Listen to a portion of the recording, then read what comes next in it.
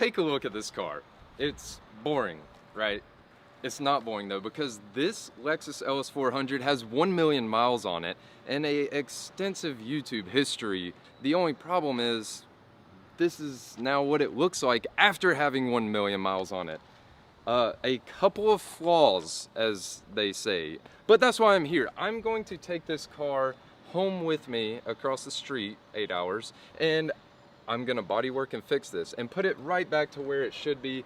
Will it make another 1 million miles? I think so. Are you doing a monologue? Are you doing a thing? Oh, you're on. Oh, hi, I'm here. It's a video. Oh, okay. So this isn't my car. This is his car. He's the idiot that overpaid for it. Yes, so I overpaid for this car. My name is Tavarish.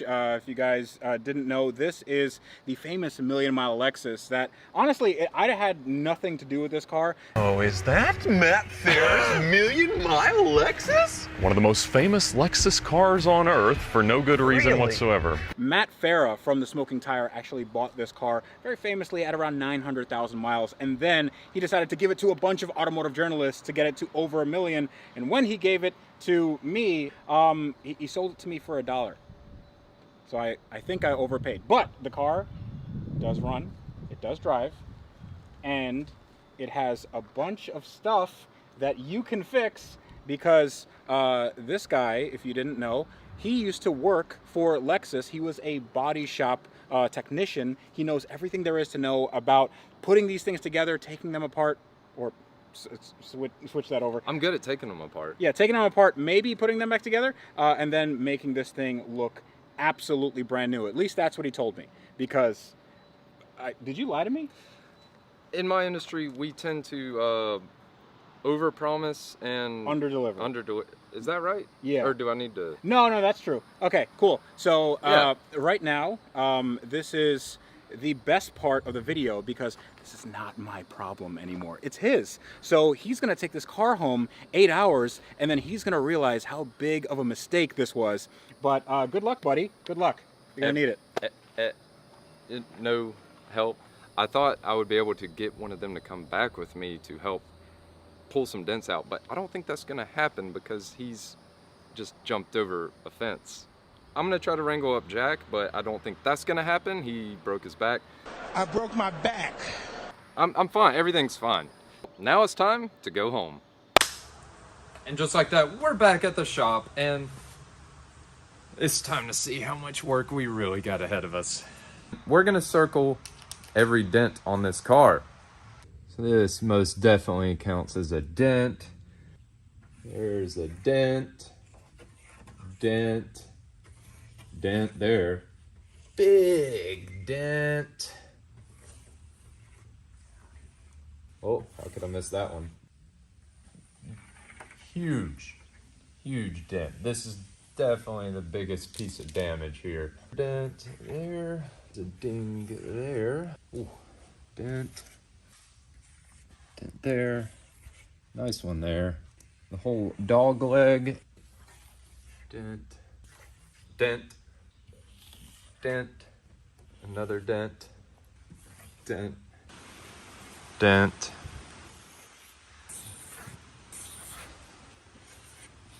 Full back bumper. That's just one huge dent. There. There's so many dents. Here. Dent, dent, dent. There's a dent. Then the whole quarter panel, it's all baconed right there. It is very, you just see highs and lows, highs and lows. There is that, that's a good one. That's a good one right there. So many dents.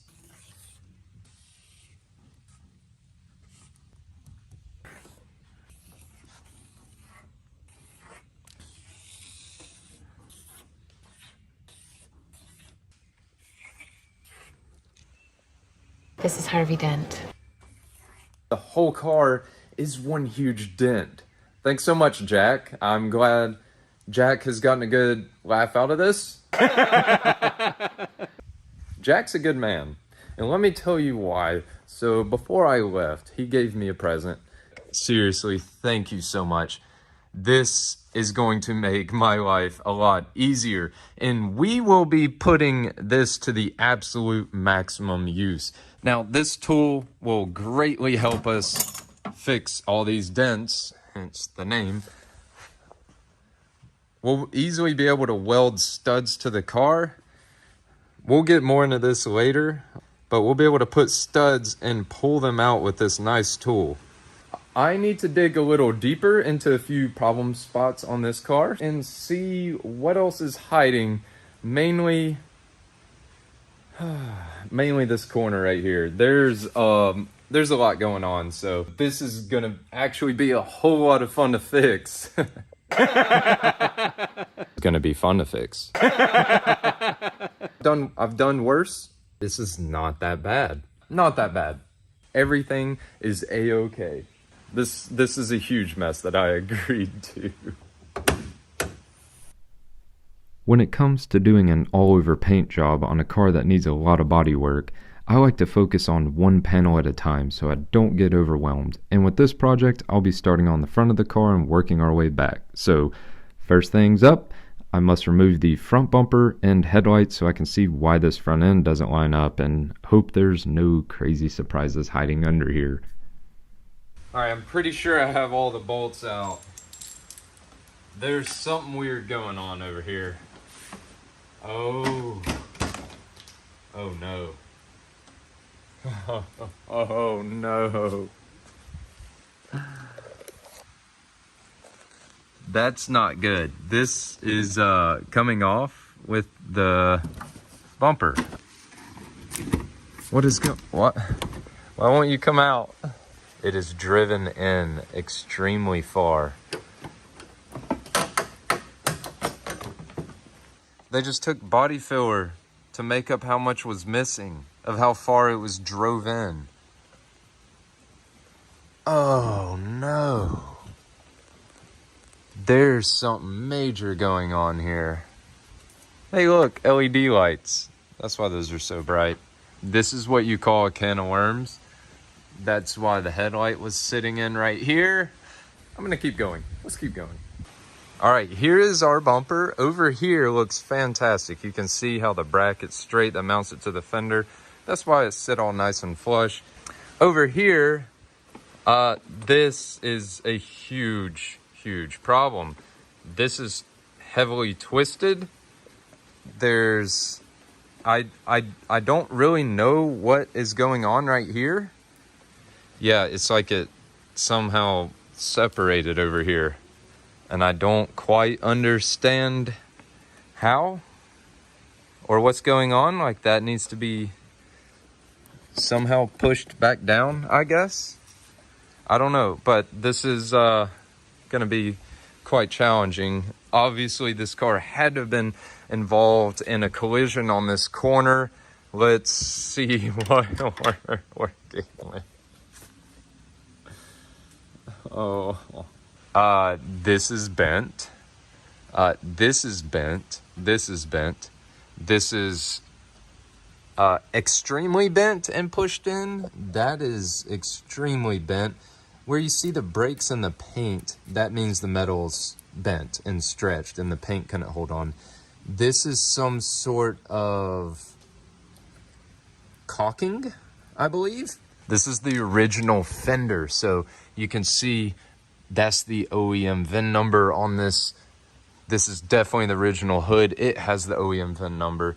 And this Fender is original also. It has the VIN tag. So in the 90s, Toyota and Lexus started putting VIN tags on every body panel to prevent auto theft and part outs. So we really want to save this Fender because it has seen 1 million miles. But guys, this is way worse than I could have ever imagined. I think this is all one big piece. Oh my God.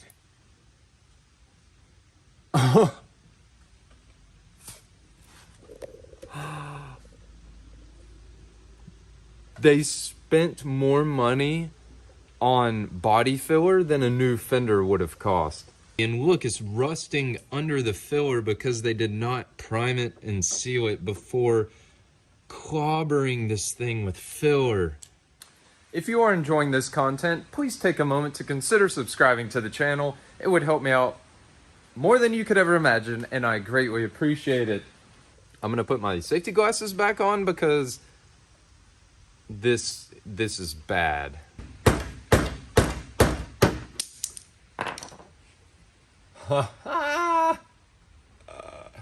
Really?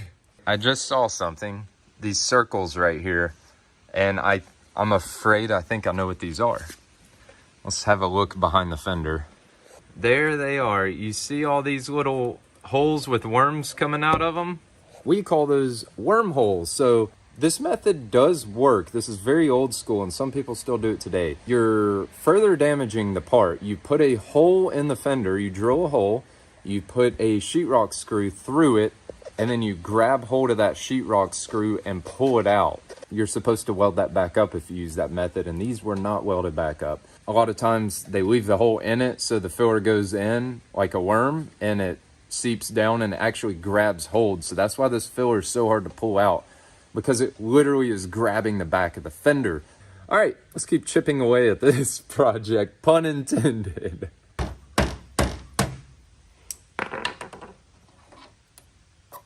This is not that bad.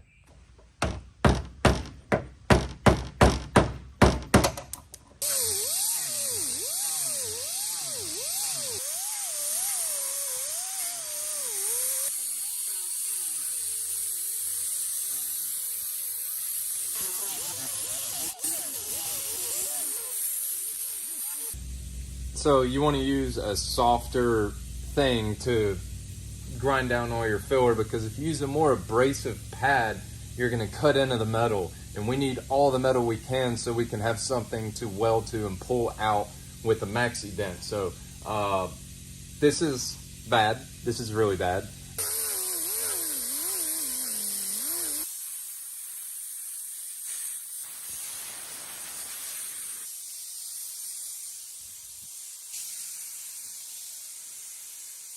All right, so this is where we ended up. That is no longer straight. This is crumpled up really bad. Another giveaway is this huge kink right here. This is blown completely out. And the whole arc of the fender, you can tell, is totally blown out. And more giveaways here where it is creased here. This fender might not be savable. It's twisted. You can see at the bottom, all of that force has worked its way from the front to the back and tweaked every mounting point on the fender. So down here where you can see the cladding is poked out, that means the whole fender is just totally twisted. And look, there's even more filler all the way through here. I'm going to try to save this fender and hammer around on the front flange. I'm gonna see what I can do. We're gonna try to pull it out. Gonna try to hammer it straight. It's gonna take a lot of hammering, but we'll see what we can do just because it's the original million-mile fender. So the good news is, this fender is not that bad. You can see it has not been hit on this corner. And also, surprisingly, the rebar, the bumper reinforcement bar, looks beautiful. So does this upper bar that mounts the bumper, except over there you can see that is kicked up very high. So this will need to be replaced or straightened. Lots of overspray. This car's been repainted many times. Sides from the left front corner, this is going to be a huge time-consuming spot right here. This dent is massive. I'm going to remove the front grille, the windshield washer squirters, and the front fender liners and moldings, so that way I can clean behind all these panels. And when you're doing an all-over paint job, all these small trim pieces have to come off anyways, because if you don't, you're going to see lines all around them where you had to tape them off.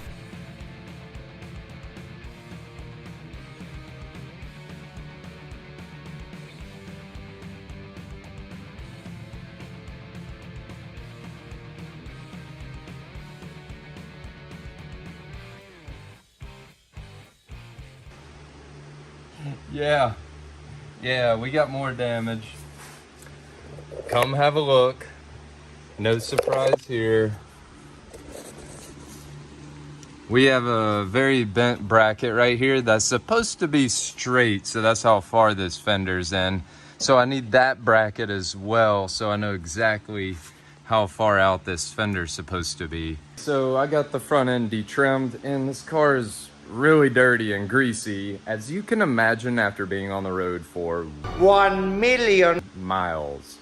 So I'm actually gonna go ahead and give it a nice little bath.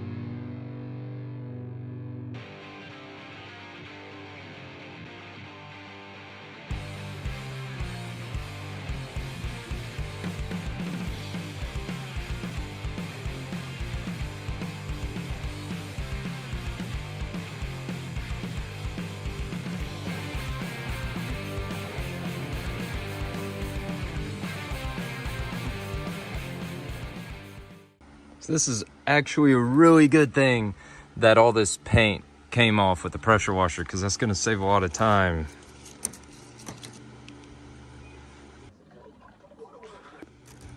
Yeah, so that's actually gonna save a lot of time stripping this down. This definitely got hit a few times, of course, but no big deal. I got this, I got this. So much better. Look, you can even see there's like the timing tab right there. Before it was covered in so much oil, you couldn't even see it. This is wonderful.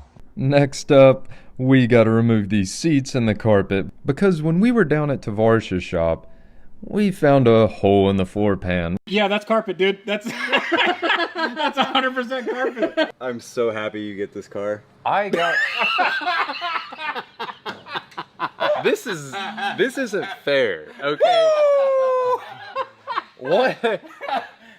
And that's gonna let water in and rust this car out, so that has to be fixed. And while we're in here, this carpet has a few gallons of coffee in it, so that needs a very thorough cleaning as well.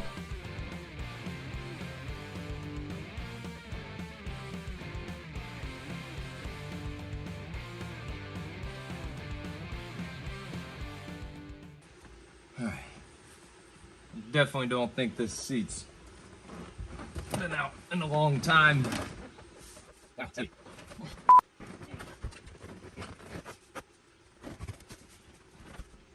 There's so much stuff under this seat.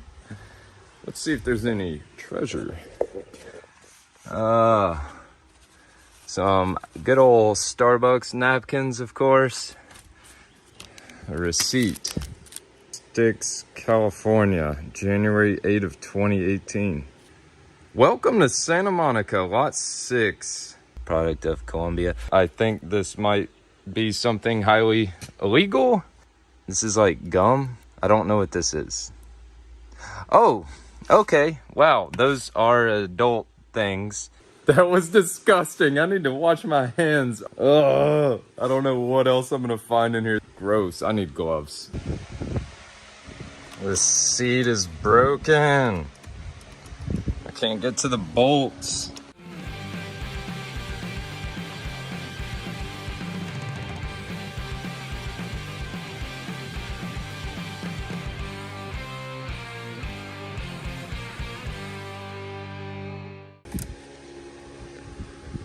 Thankfully, there's just enough room to get to these bolts. Yes. Okay, maybe there's not like illegal surprises. Let's see, maybe a stack of hundreds. Oh, there's a factory amp under here.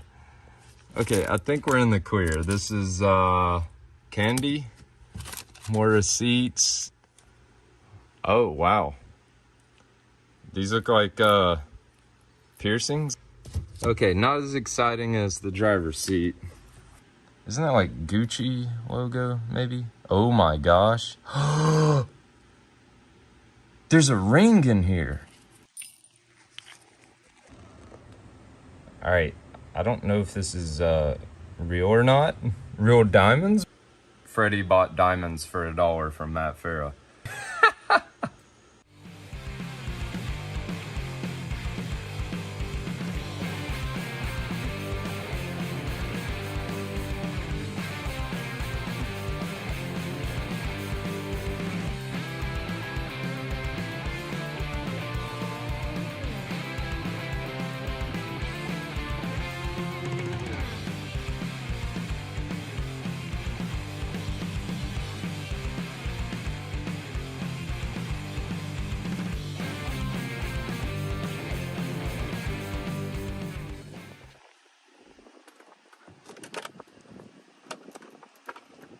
These are not putting up a fight coming out. These clips are very old and brittle. Yeah, the center console has seen better days, but I know we can fix this. And then we have to take this carpet out because it needs a heavy bath. No worries, I think we can bring it back to life, and there's not any major holes or anything in it, which is shocking. I mean, this is million-mile carpet. We have no other choice but to save the carpet because it looks like new carpet is over $1,400 and it doesn't have the story behind it. I know we can make this carpet look good again.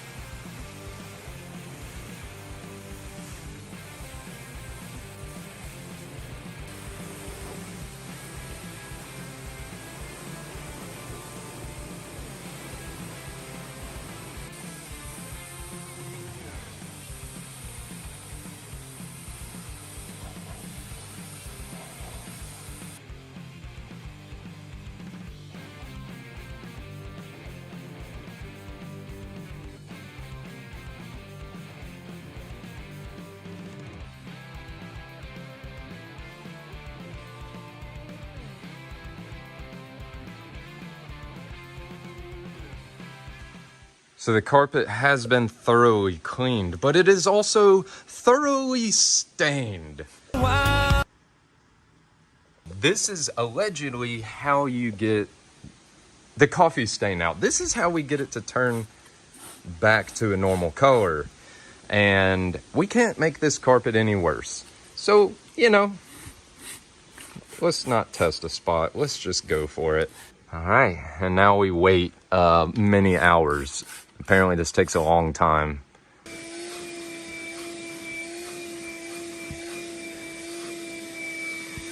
This is so much better.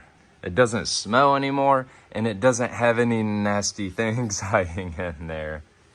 I'm very happy with how this turned out. One more thing checked off the list now that this carpet is nice and clean, and it has no smell to it anymore, which is quite refreshing.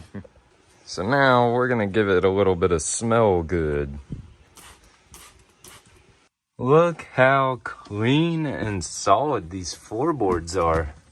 There's like no rust. This is fantastic. This is actually a really nice car. More money under here.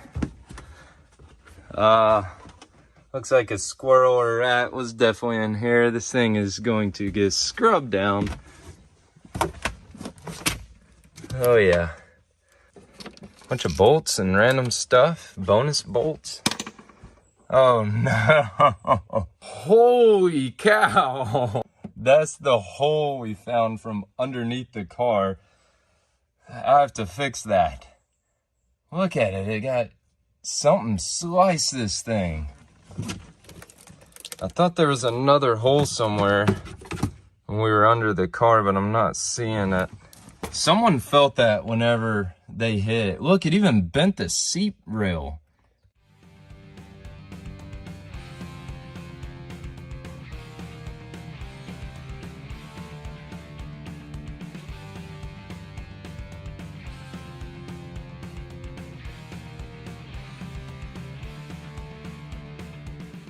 So this is in a very tough spot, being right under this floor brace.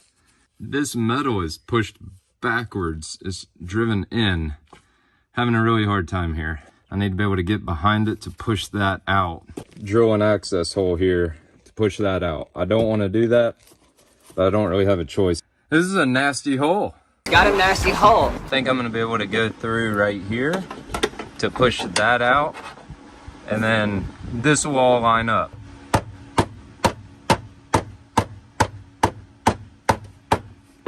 It's working, you see? I hope y'all can see that coming out. Woo, come on, baby. There it goes. Talk to me. It's a lot of hammering around, but you see this dent's coming out. Well, I hate to do it this way, but I had to put a hole in here. Yeah.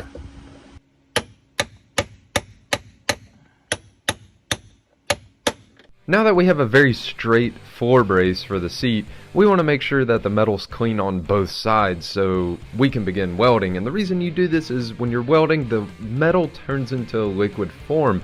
And if you have any contaminants such as paint or corrosion on one side or the other, it will go into that metal and create a very nasty weld. So for that, we shall clean both sides.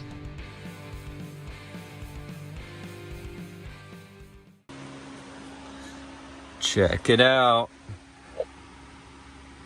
That's close enough to weld. Still learning a lot about working metal, but I feel really good about this. It looks nice.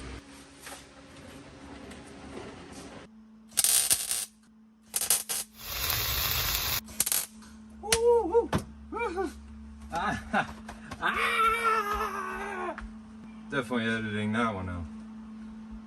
Ow.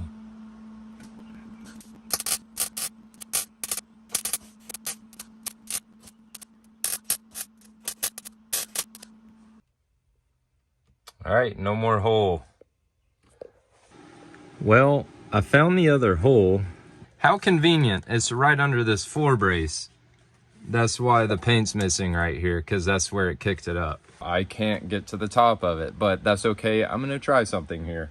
Same as the front, need to clean the bottom of it really well so that I can weld this thing up. My jack dent fixer might save us here since I can't get above this.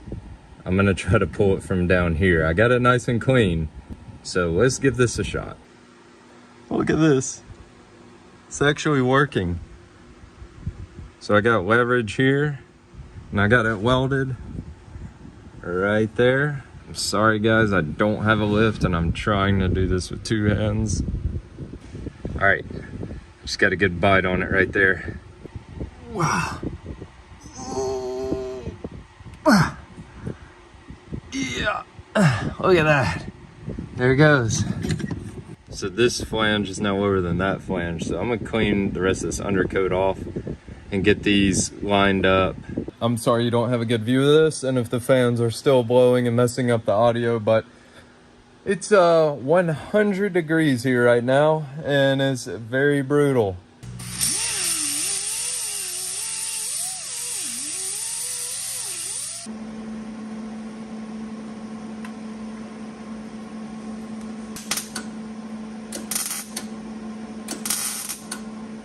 All right, we got that hole welded up, that hole welded up, and that hole welded up. Time to hit them with some good primer.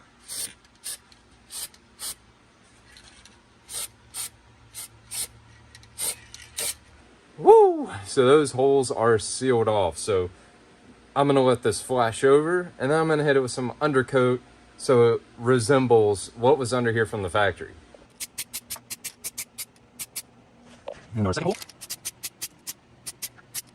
Now that our primer is tacked up, it's time to dust in some white, make it look OEM-ish.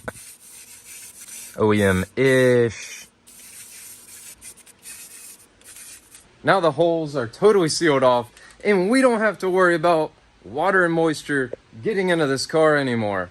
Now it's time to move on to the hood and the fender. I'm gonna strip this fender down next. It actually, I don't think there's any filler in it. This fender looks good. It lines up well. This might even be original paint on this fender, which would be fantastic because it won't take long to buzz it down at all.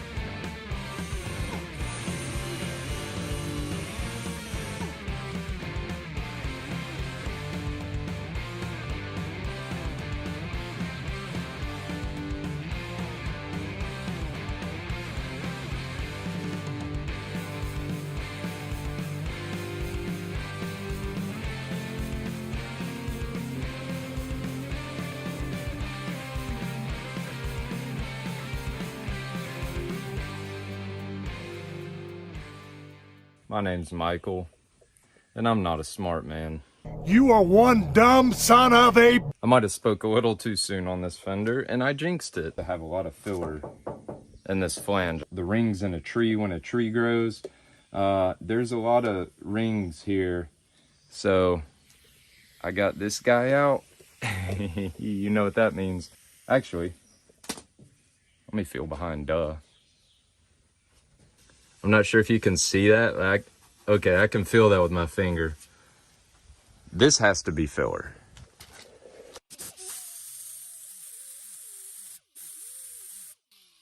Oh my God. I'm gonna go buy a mask. Also, oh my God.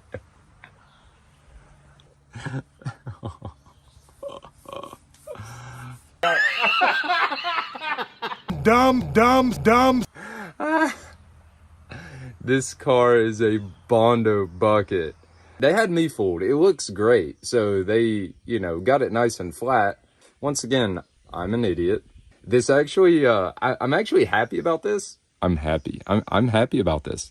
This car is one huge educational piece for us all. So let's dig all this out. That's what it looks like once it's dug out. This really isn't bad, for real. This is like an ideal dent because it looks like our edges have barely moved in. Dumb son of a...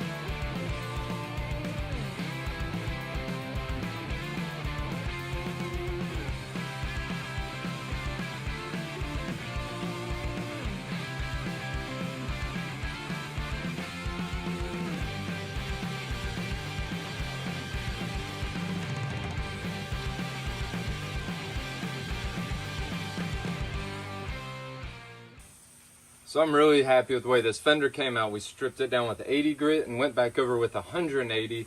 So now it's ready to pull the dents out and then we can epoxy prime it. You're probably wondering what we're doing with the left fender. Well, I determined after really thinking about it, what we're gonna do is we're gonna go.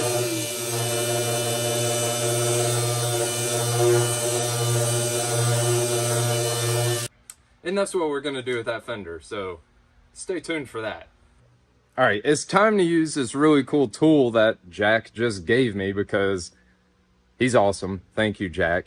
And we're actually going to use the slide hammer. So this welds to the dent and you slide it back with this.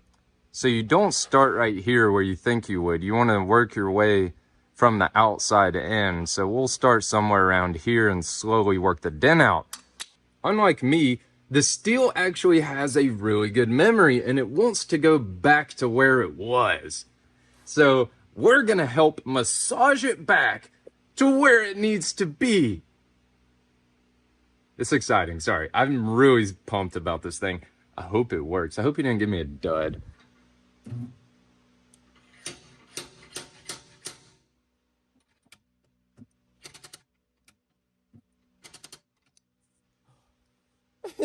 It's coming out. Oh my gosh. Yes.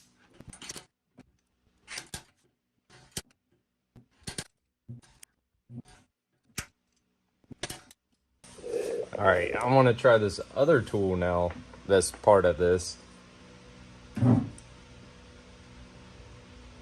Oh my gosh, that's so cool.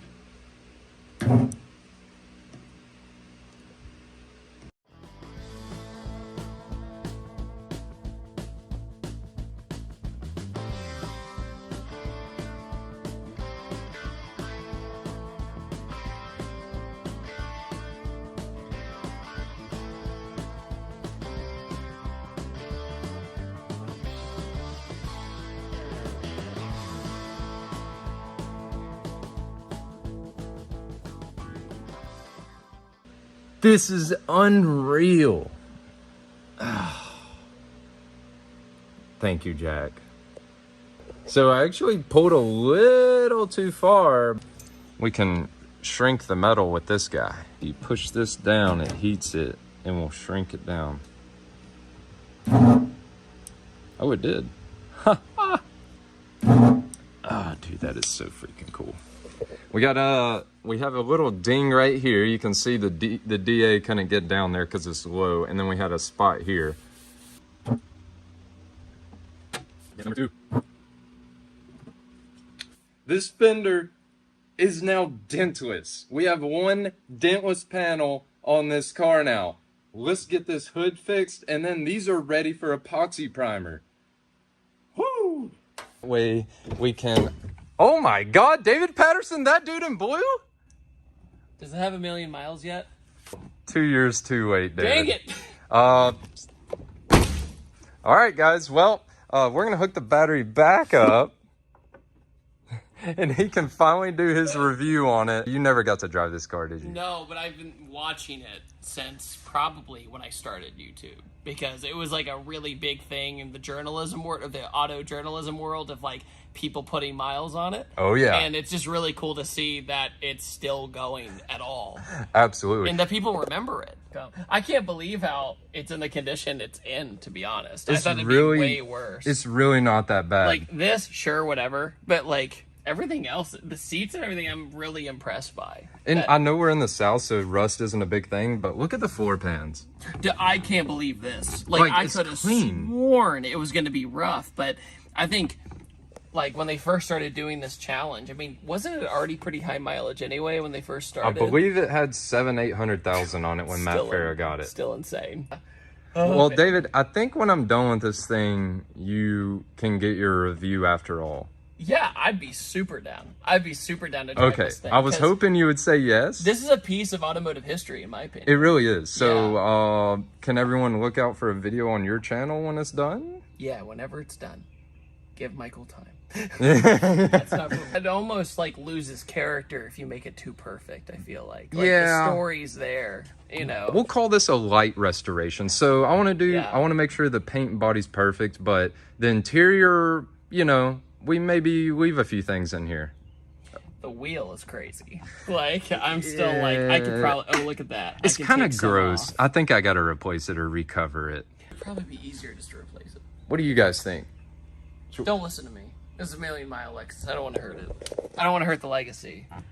Without YouTube, this car would not exist, right? No, this is a relic. So, like, if you started watching automotive YouTube even 5 years ago, like, this had been around almost a decade. Oh, yeah.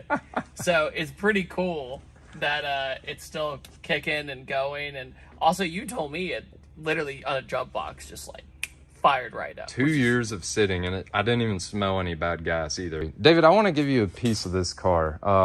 What? Yeah, I want to give you something from this car. I think you deserve it, being you know, a true automotive journalist as long as you have. Thanks, man. These were on top of the fuel tank. What? Why were these? Wait. I think these are... Do you want them? Those are my shoes. You Look can probably at wear my them. size. All right, so you can have that. We'll represent East Coast because it's Pigeon Forge. That's It's true. Dolly Parton. That is on our side of town. That's not far Yeah. from Tail of the Dragon, which you've spent a lot of time there, I'm yeah. sure. So, David, I'm glad you're not going home empty-handed. And I would not expect me at my brief stay at Mid Pond to come home with Dolly Parton's boots. look, she loves the shoes. You gotta sign them.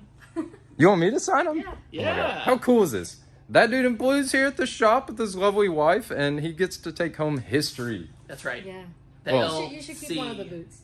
History. LC history. Too bad they don't know my autograph is very ugly, but I'm gonna try to work on it. Mine looks like I signed the Declaration of Independence, so Oh, thank you, Benjamin. that's right. He created a lot of electricity for us. So, David, thank you for coming by, sir.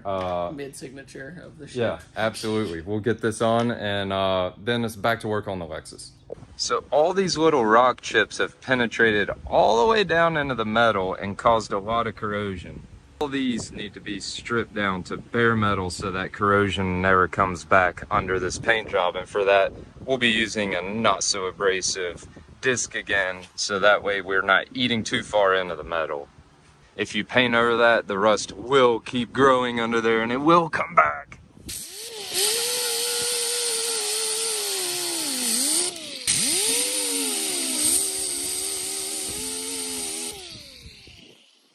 You can still see the pitting in the metal where it was. Pitted. So we have to address that later, but the epoxy primer will fill a lot of that in.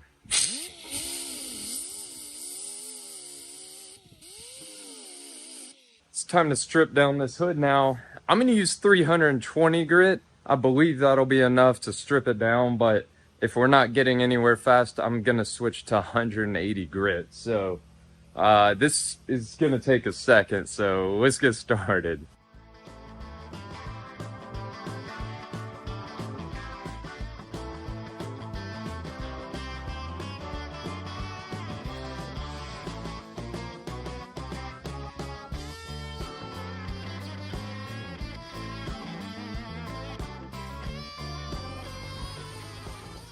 Another tip when you're sanding, you want to keep it as flat as possible. You don't want to dig into it because then you're creating more low spots. Also on the edges, you want to round it out. Think of it as trying to sand down a bowling ball. You want to keep it nice and round with no low spots in it. That's why you always want to keep it moving. So I'm still learning as I go here. I'm always learning new things, and one thing I'm finding is where all those rust spots were as I sand, it's a lot more than meets the eye. So as I sand and the paint dies back, there's a lot more rust hiding under there on all these little speckles. So even the smallest speckle, once you get the paint off, it actually is a lot more than what it looks like from the top. This is going to help in the final product to where years down the road, this paint should be looking beautiful.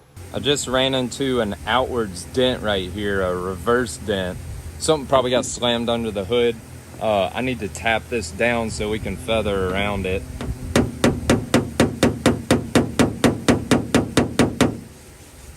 So this is taking a very long time, and there's something weird going on when I sand up here. It's oil canning. I think I can do this in like 2 seconds. I'm the fastest hood stripper out there. It's like magic. You can call me Magic Mike. That's really weird. Forget I said that. This actually took a really long time. This took a whole day. Yes, there's faster methods of doing this, but there was a lot going on with this hood. So we just have some of the factory E-coat left. I'm gonna hit it with 80 grit and just get rid of all of it, just so we don't have to worry about anything with the brand new epoxy going down. And then I'm gonna hit it with 180 grit. So the epoxy likes to stick well to 180, so that's why we'll finish it off with that.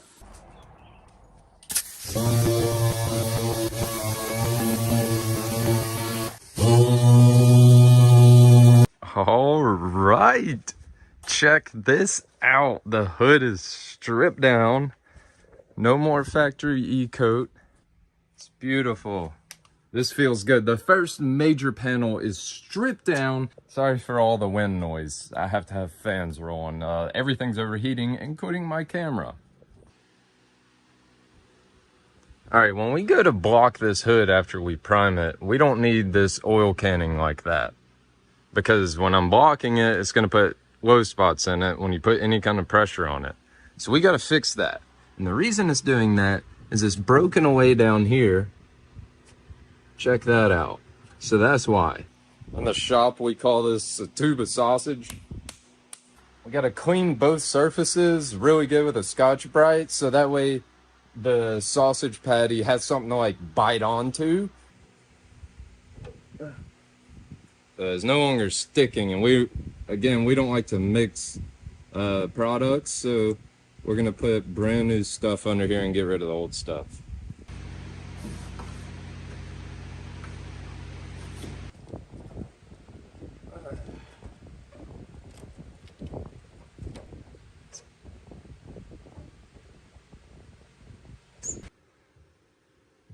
Oh yeah, no more oil canning.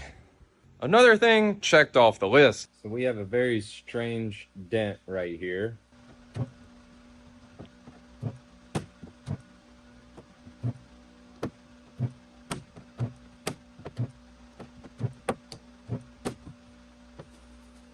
This isn't fair. This is like a cheat code.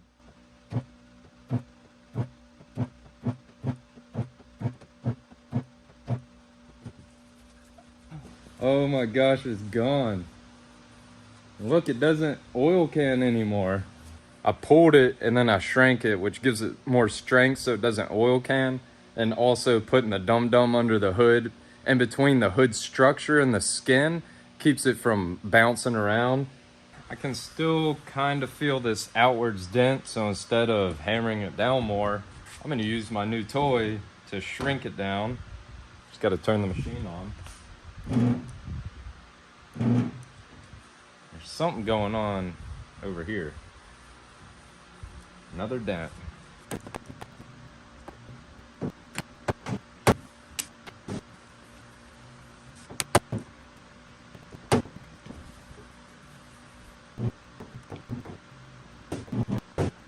Most people would have thrown this hood away. Not here. We got the million-mile hood rolling. The fender and the hood are now dent-free. We need to use a carpet dye on this. So I did my research, and this is where we ended up with the SEM sandstone color coat. Apparently this is the closest match. So I'm gonna fluff it up real good so that it'll take the dye very well, and then we'll get this dyed out. Now the process to dyeing carpet is relatively simple, and we start by first spraying it with an adhesion promoter and letting it tack up after 3 to 4 minutes. Then we come back with the actual carpet dye and then brushing that carpet dye with a light brushing.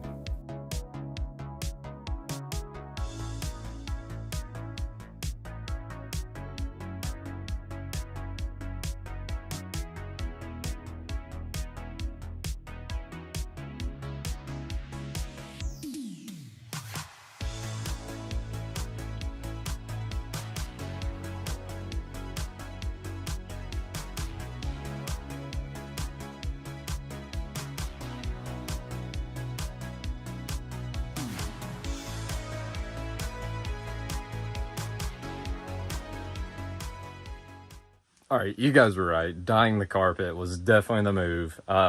Thank you for the recommendation. Way better and more aesthetically pleasing than before. We know this carpet is clean and doesn't smell, so now it also looks good. So I am super stoked about this. This is the first time I've dyed carpet, and it really wasn't too hard. Just make sure you use the adhesion promoter. It's beautiful. So one of my friends messaged me and said he had a LS 400 that he would sell me. I thought, you know, I needed a parts car because the fender is discontinued, the bumper's discontinued, the brackets are discontinued. I cannot find them used anywhere, not even on eBay. So I went and bought this beautiful LS 400 that only has 150,000 miles on it. So now I feel really bad, and I don't think I can bring myself to part this car out. And when I went to pick it up, I noticed there's something going on with this fender, so I'm afraid there might be something like body filler like we ran into on the last one. And even if I just use these parts as templates to fix those, so I know how the brackets are supposed to fit, and I can fit up the fender to the bumper with a good bumper and a good fender. I hope that makes sense. It makes sense in my head. This car is beautiful. Check this out. Come on! We got a car phone? Did you hear the phone? Look. It powers up. If anyone knows how to get this phone to work, please let me know. Look at this. I don't think any of the gauges work. So I think I'm gonna end up getting the parts I need off this car and then reselling it to someone who also would like to have a nice Lexus, because with only 148,000 miles on this, I've been told that these are known to go for 1 million miles. There's still a lot of life left in this thing. Let's begin and see what we actually need off this car. I got my gloves on this time in case we find more male protection products, but let's go shopping. We do not have a trunk mat, so we're gonna keep this for ourselves to go into that car, and wow, that needs some cleaning too.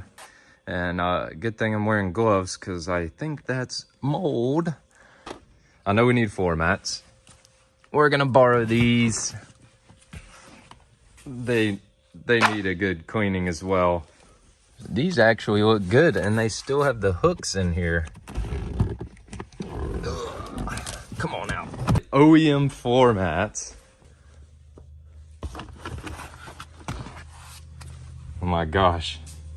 This is the factory first aid kit that goes under the seat, and it's there. Oh yeah. What a nice touch. Let's see what's in this. Oh my gosh. This must be original. I don't think that's something you want to put on a wound. That's kind of gross, but we can replace that. The steering wheel's perfect, but it's the wrong color. This taillight over here has a little bit of a crack in it. It's not too bad, but it's there. This Lexus has some really clean taillights with no cracks. So first thing, we're gonna swap these taillights out with this one. All right, so I'm getting the taillights ready to swap, and I noticed we have another nasty hole. This one's good. We're gonna borrow this. So far, this parts car is really saving the day. So what should we name this parts car? We got to carry on the tradition of naming our parts cars. So what do you think we should name the parts car? Since Tavarsh and the team have been spending so much time helping my YouTube channel, I want to prove my worth and pull my own weight within the team, so I'm trying to save Freddie some money on this restoration. Now, I just got a very good deal on this parts car, so even after I swap broken parts onto it from the Million Mile Lexus, I believe I can still sell it for what I paid for it. Therefore, Freddie won't have to spend any money on these parts. So now this car has a little crack in the taillight.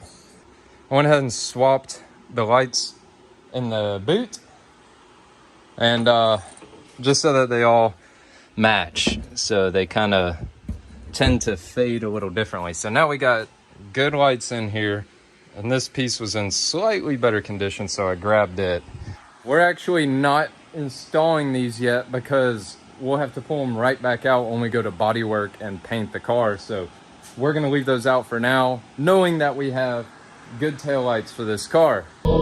Something else I just realized, our antenna is no good.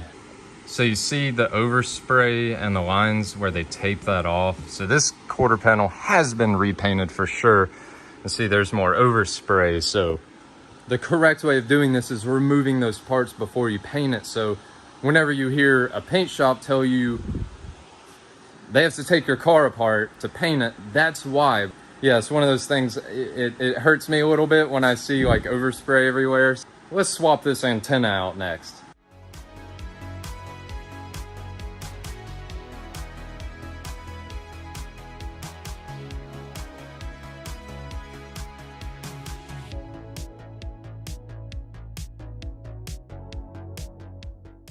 All right, guys, the antenna has been swapped out, and I know you can buy this little ramrod. And they're not too much and not too hard to put in. But again, we have the parts car here, trying to save some money on this build. We have a good retracting antenna for the million-mile Lexus. Let's move on to the front. So one of the things I noticed removing the grille from the million-mile Lexus is there's a small crack in it. We got a good one right there. So my plan is to swap the gold emblem for the silver one. So I want all the little details to be addressed, like this grille and the antenna and just all the small things like that.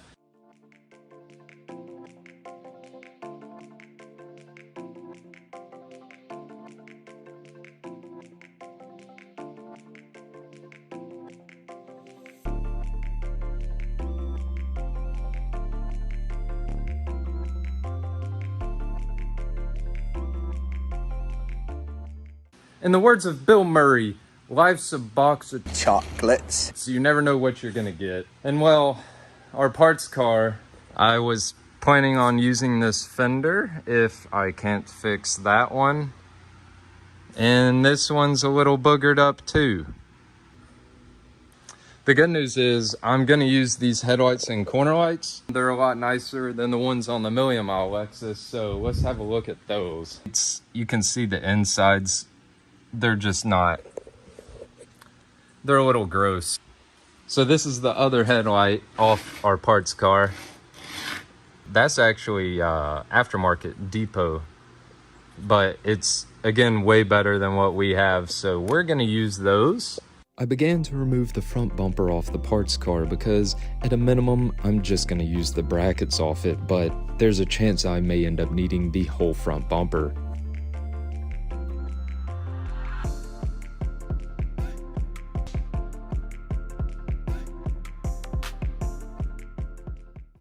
Other than being very dirty, our bumper looks good, and this bracket is somewhat straight. It's a little tweaked. I can work with that. I can get that bracket where it needs to be and fit up flush. Our other one is just so bad. Maybe we can just use this one as a template. What are the odds that both these cars have damage right here? We're gonna get the parts car cleaned up so we know what we're working with. I like things to be clean when they're in the shop.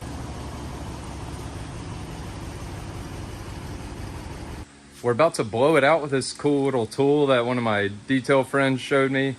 It spinnies around in there and kicks up all the stuff out of the carpet and under the seats and whatnot.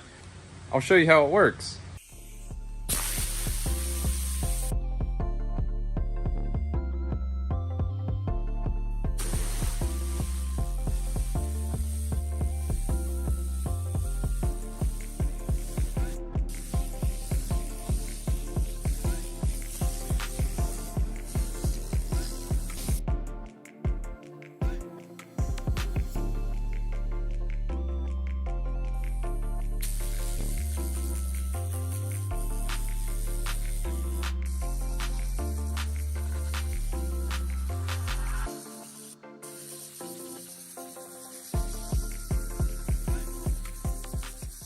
So, pretty sure a B-17 just flew over earlier. That is a plane from World War II. Where are you, B-17? There are less than 12 B-17s still in flying condition, so it was quite a special treat to see this historic piece fly overhead. So yeah, this car's just very dirty, and it's kind of gross sitting in the shop like this, so we're gonna clean it up. It's been sitting a really long time.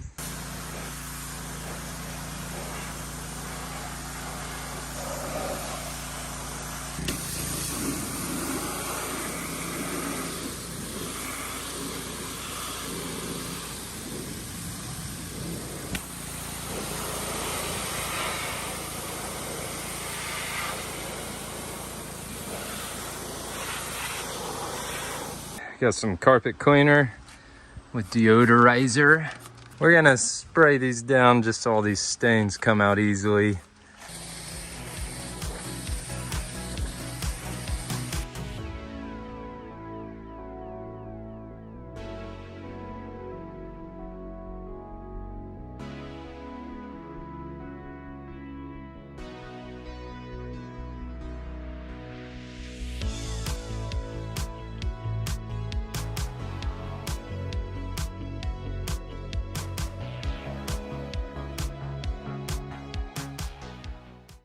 Our parts car LS is very clean now. So look, just all this is nice and clean. That's gonna make working on this a lot more pleasant. I'm just going to do a quick little like interior leather cleaner and then conditioner just to see what kind of shape it's in. I mean, just look at how gross that is. So let's see what we can do with this.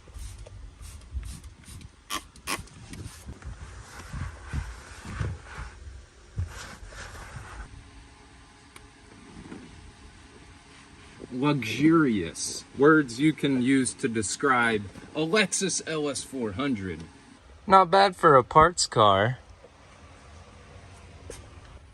So that's what the steering wheel is supposed to look like. Well, now that I got what I needed off this parts car, we've successfully deep cleaned the parts car, at least got the first layer of gunk off it. I don't want to call it a parts car, I'm doing it an injustice. Enough with the parts car, it's time to get back on the million mile Lexus. Next up, strip these two doors down.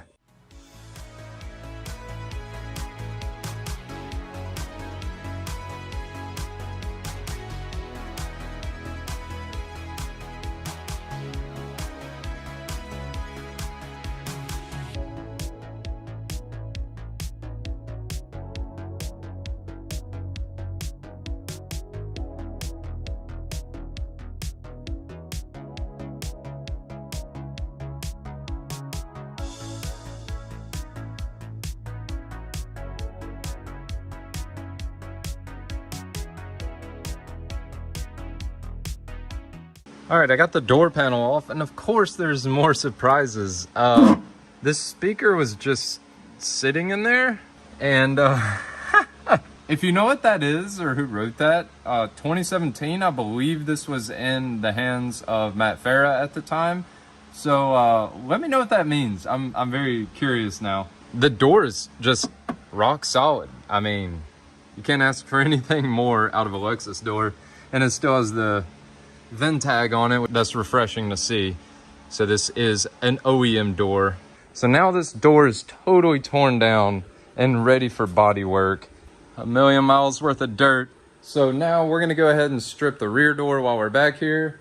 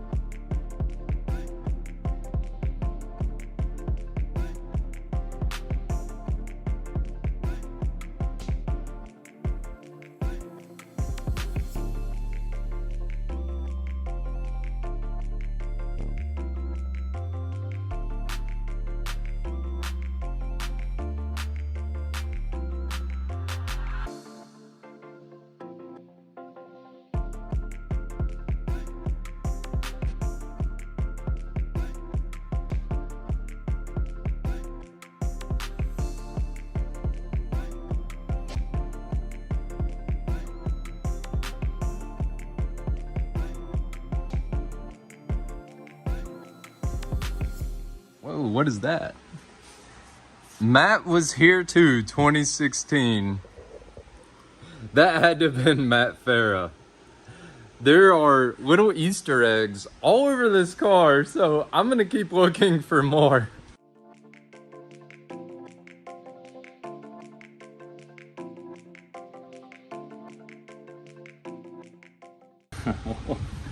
I'm so nervous. These things are worth more their weight in gold. I don't think they weigh much. Oh, please do not break.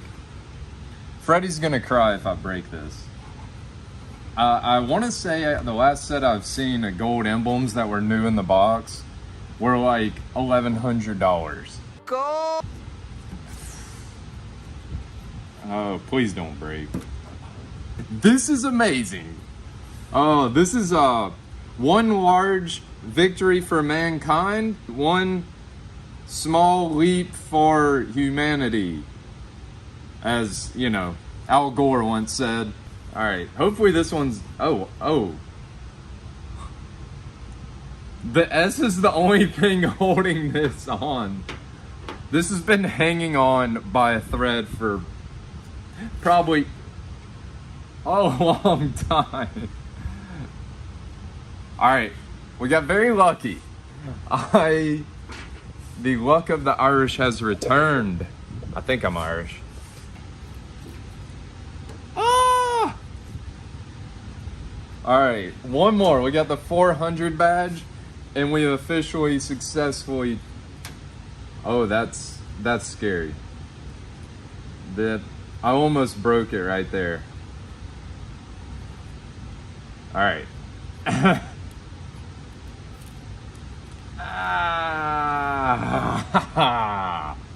Victory! All right, Freddy. You can't say anything now. Even if everything goes horribly wrong with this build from here on out, at least we have the gold emblems and they still have the keeper pins on them. Woo! Let's get this bumper off.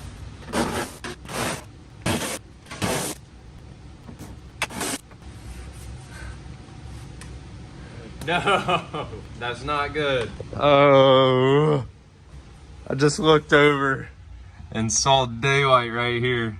Look. Oh my gosh, there's a crack right here. That's letting water in the trunk. Are we surprised anymore? I'm gonna have to weld that up. Oh my gosh, no way. Yeah. There's more daylight right there. How? I'm okay. Yeah, I feel fine. Just 1 million miles on it, you know? Oh, we even got a VIN tag in the quarter panel. That means it's the original quarter. Having the opportunity to restore this piece of history has not only been educational, but it is really inspiring me to continue to do more restorations on these cars from my childhood era of the 1990s.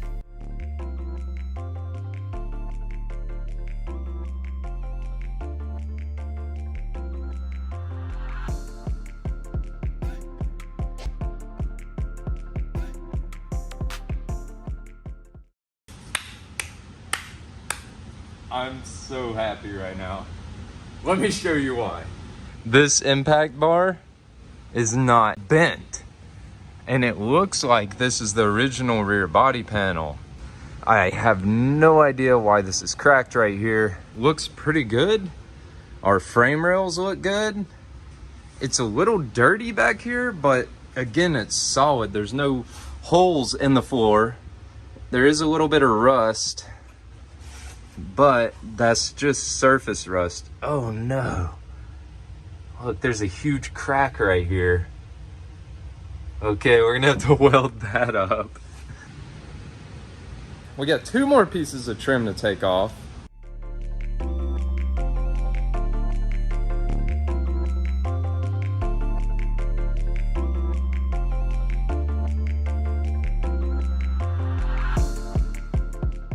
The car is de-trimmed, so now we can clean all that up and then start stripping and pulling more dents.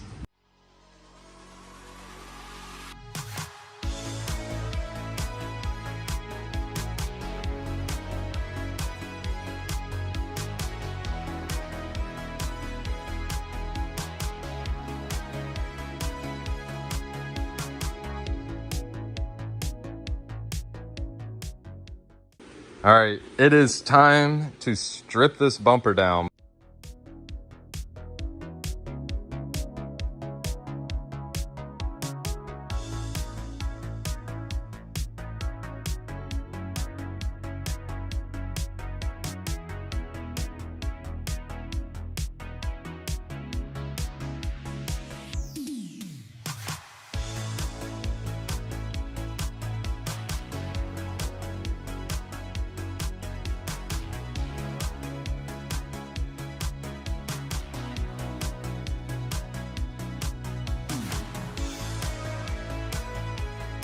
It's 1, 2, 3, 4, 5, 6, 7.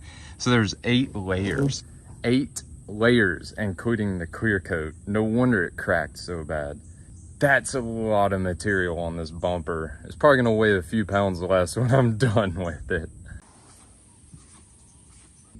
So all these spots where I sanded down and there's still primer, that means that spot's low and it's not getting in contact with the sandpaper.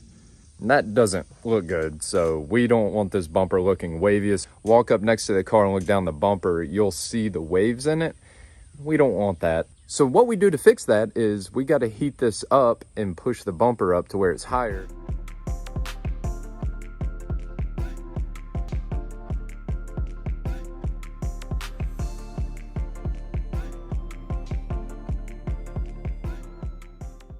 Now that the bumper's clean, we will heat this area and push it out till that is flat again.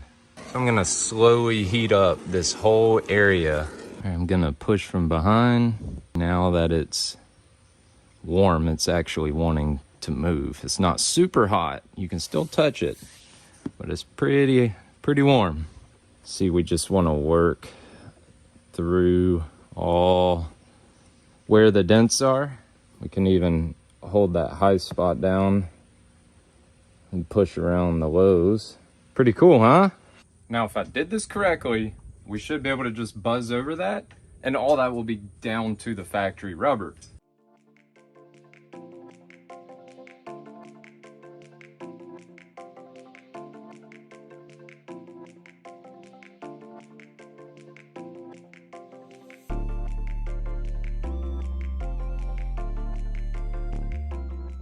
Oh, it feels good. It's not wavy anymore. Victory. This is what it's all about. In any normal scenario, this bumper would have been thrown away at a body shop because this takes so long to repair. This is probably one of the most rewarding professions out there because I feel really good now about this.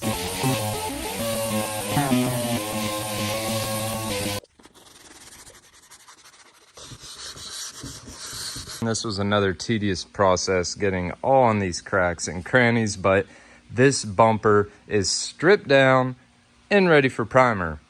So now that we got all the trim stripped off the car, we're gonna move forward and finally address this fender because I cannot find one. All right, first, this radiator support needs to be pulled out and I need to take this fender off so I can finish stripping the filler off. Unfortunately, what? My dog. I'm glad you're here. Oh, I'm glad you brought a straight edge. You know why? Nothing straight in the shop. Well, I mean, that one is. How much free time you got today? A couple of hours, so let's get to it. You're gonna help me with this? All right, so this is Jay at Solvent Division. You can tell I fly his colors here. I need to give you your banner back. It's a partial sponsorship. Okay. Yeah. I'll take the fender off and strip it back, and you want to tug on the core support while I do that? Yeah, we'll see if we can get some of this out on the radiator support, send a supplement to the insurance, and take some pictures. There is no insurance company here.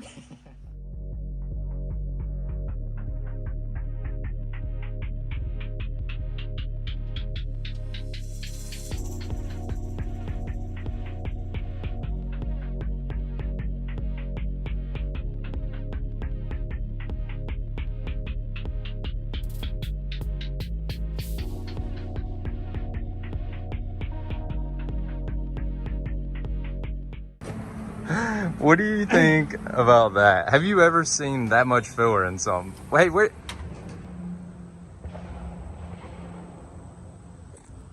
So at this point, I bust out the big dog daddy called a mud hog. It is a direct drive sander that strips through body filler like butter and really speeds up this process. Meanwhile, Jay is inside hammering away on something, so let's go see what he's doing.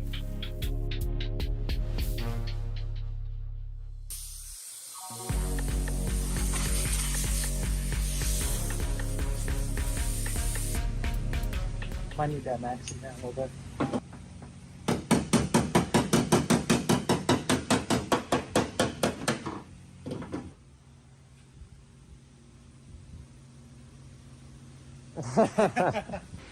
I got the fender stripped down, Jay, and he's about got this hammered out. You can see he's working around. Pulling as much as a dent out we can and saving us from doing any filler work.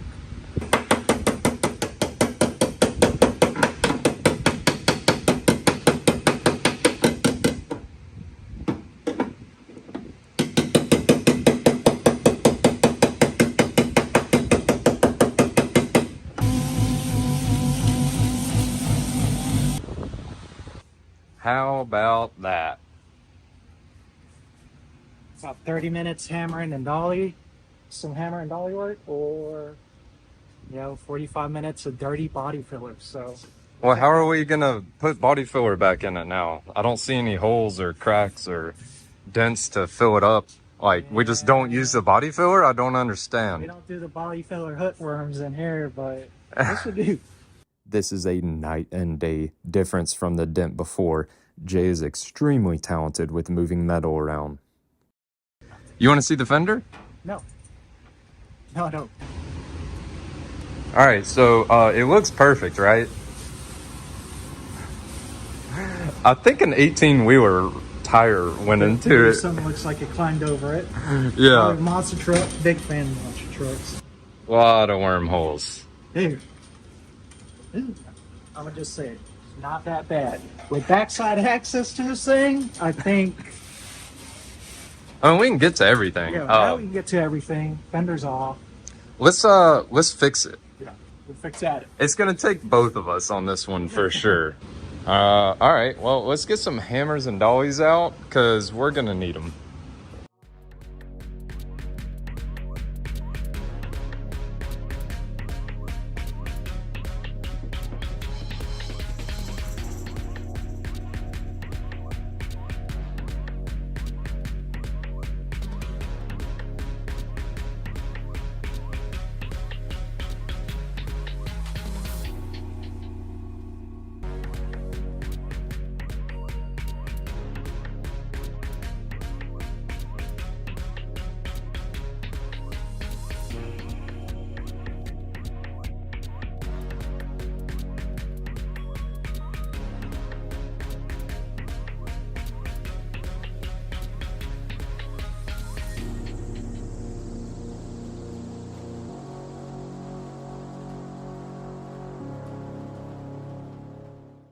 And with this fender off, we can truly see how distorted all the metal is in all our brackets.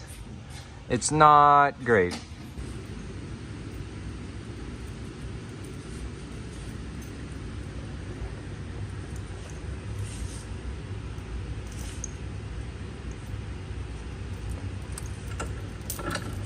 So what he's using right here is called a pogo stick or a hustler stick.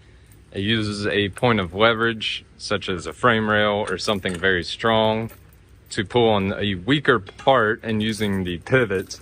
Is that how they built the pyramids? Exactly how we built it. Okay, yeah, they just used a bunch of those to build the pyramids. And we're just trying to get this apron pulled out. Right in this, there's a little crease. Yeah, that's the dead giveaway, is the cracks in the paint where it's rolled over, and we're just trying to roll it back out. And these are my favorite tools. Those are called money makers. The reason they call them money makers is because you make money with them things. Love that money. All right, so I hammered more on the fender. Jay's been hammering and pulling on the apron. So this is one of many times we will hang this fender on the car to test fit it. Far less dents in it now. Still a little ways to go.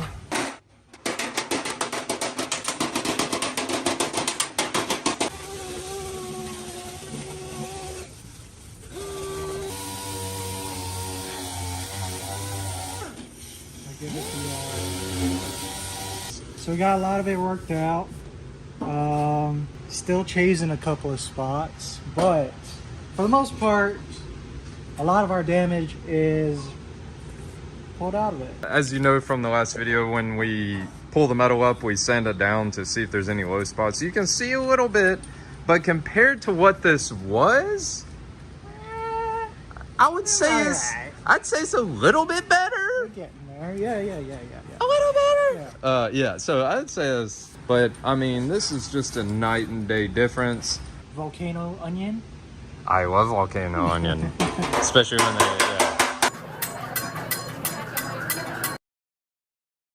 Oh my! Look at that wrist. There's the volcano.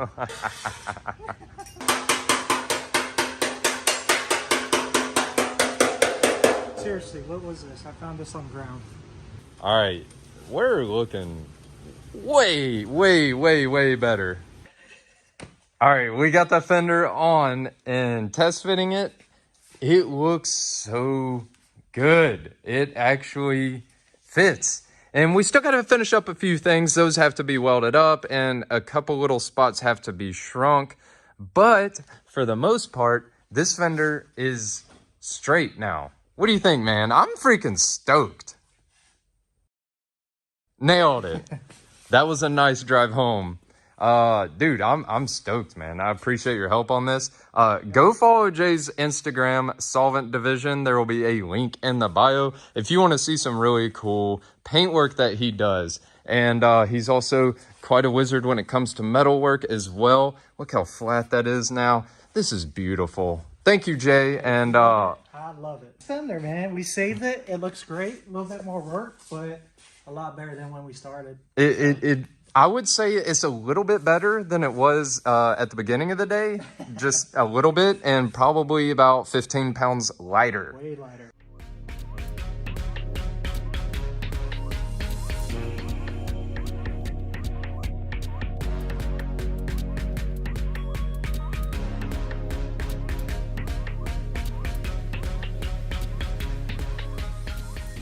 Did you know that Toyotas can go this long? Oh, absolutely. I mean, I am a proud Toyota partner and ambassador. What I love about this car is I knew about it from Matt Farah, and I knew the idea behind, okay, let's get this car, let's get it over 1 million miles.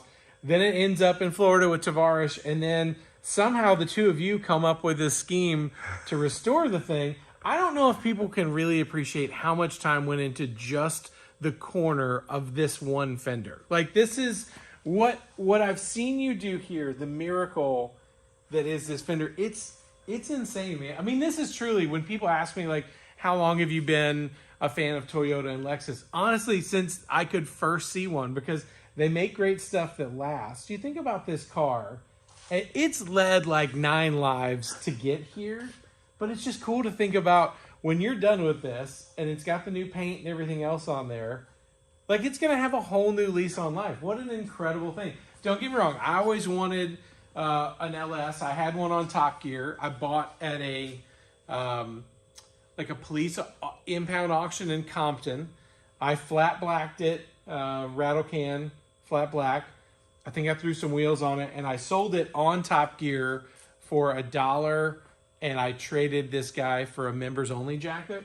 Wait. Yeah. Freddie bought this car for $1. Where are all these dollar Lexus? I had to pay a little bit more than $1 for a parts car. Well, and I like the parts car so much, I keep thinking about maybe I should buy this. Because, again, this is a car that I would buy. I'd tint it. I'd try to fix the paint, and then I would just dump it on the ground and throw some baller wheels on there. But that's because that's how I like, these cars are so nice. So I remember the first couple times I got in one, I was like, oh, this is the coolest thing ever. But, you know, outside of maybe needing a good steering wheel. I'll be honest. I think we should probably just find a different steering wheel. The internet's torn, so we did a little poll on one of my videos. Some people wanted it replaced, some wanted it recovered, and some had the idea of putting like a ceramic gel around it to where it's encapsulated like that forever. Like a clear epoxy like a clear, to like, remember the history of it. Correct, yeah, which Well, I thought a clever idea. So you're not like touching that nasty wheel, but like it's still there. To me, this is like the internet's version of Ludacris's Acura. Yes. That Acura rebuilt for him. So in my mind, like, I think this ought to go to an interior shop and get fresh seat covers. I'd replace the steering wheel. I mean, I think it should be as nice as it can be. Have the LEDs been fixed? Because a lot of the LEDs will burn out on the climate control, and sometimes on the dash. They do work, and the whole gauge cluster works. Well, it's perfect. But now the speedometer's reading at half of what you're really going. Okay. So it's a good excuse if you get pulled over. Well, people should slow down. Yeah, I mean, yeah, you know? This had, obviously it had some bronze tint on there at some point. I think it had a lot of different versions of window tint on this. It had been retinted a few times. And like you said, I looked it up. The average car goes 200,000 miles, Rhett. That's average. Average. This car is well above average. It is well above average. In every way. Right? And for those of you who don't know, Rutledge is the Toyota man. And he just so happened to catch me just right. Because look in the shop. We got the million-mile Lexus. We have that Lexus. We have a beautiful Mark II Supra and a beautiful Mark IV Supra. So what I did was I pulled all these Toyotas in. I went in the bathroom and I said, Toyota 5 times, and Rutledge Wood appeared. I just like that. That's all. And I drove my Tundra here. So it all works together. That Mark II is so great. That pace car is ridiculous. I mean, this is not bad. This is my happy place. So how do we get your blessing on the million-mile Lexus? What do you normally do to crescent a car, if that's the right word? I mean, obviously, emotionally, you've got it. I'm just going to give it just a little love right here. You saw it here first. I think that's all you need. Hey, there's not a better person to follow than Michael Elsey, so make sure you're sharing this with your friends. Make sure you like, subscribe, all that good stuff. I'm on the YouTubes as well. I don't do as much because I'm still trying to keep all these other plates spinning in the world of TV. But this is amazing. He's a great guy. I missed the purple Supra. And thanks for always helping me work on my rides. You're the best. Absolutely, dude. Anytime. Who left the Allen keys on the roof? I don't know. Someone really, that's, guess who's going to have to fix that? You. Correct. That pearl is going to be really nice when y'all redo this. The rear bumper had 8 layers of material on it. Come on. 8 layers. That's charm right there. Absolutely insane. So, guys, let's all show Rutledge Woods some love in the comments for coming by and checking out the Lexus and giving it his seal of approval. So, and check out Rut's Rides here on YouTube. Yeah, that's right. Hey, Freddie, thanks for sending this hunk of junk up here. This is awesome. I love it. Tavares is the best. He is. All right. Hey, can we put this turbo on here? No one said anything about that we couldn't restore it better and make it faster. Couldn't we just... Yeah, that's a sore subject because Freddie said he was going to turbo it until it exploded, and some people got upset. Oh. But I'm with them then. Let's not turbo it. I don't want to make anybody mad. Right, you are the man, and Toyota is lucky to have you in this world. Hey, thanks, buddy. You want me to show you how to open it? Nope, Oh, nope. he's got, hey! Nope, See? I've worked on some cars before. He knows Toyotas. That's right. He's the man, and this is, what a special treat to have right here. He's obsessed with this. I don't know if he's going to leave without, like, this car or that car or that one. I don't know. It still smells new. For the It record. does. It smells exactly like what an LS Lexus smells like. You got that, like, smell to, like, BMWs have the crayons, you know? It's almost like a leathery new car smell. It's like it feels like a fancy sweater. Yeah, It just yeah. welcomes you in. Like, come on in. We're Lexus.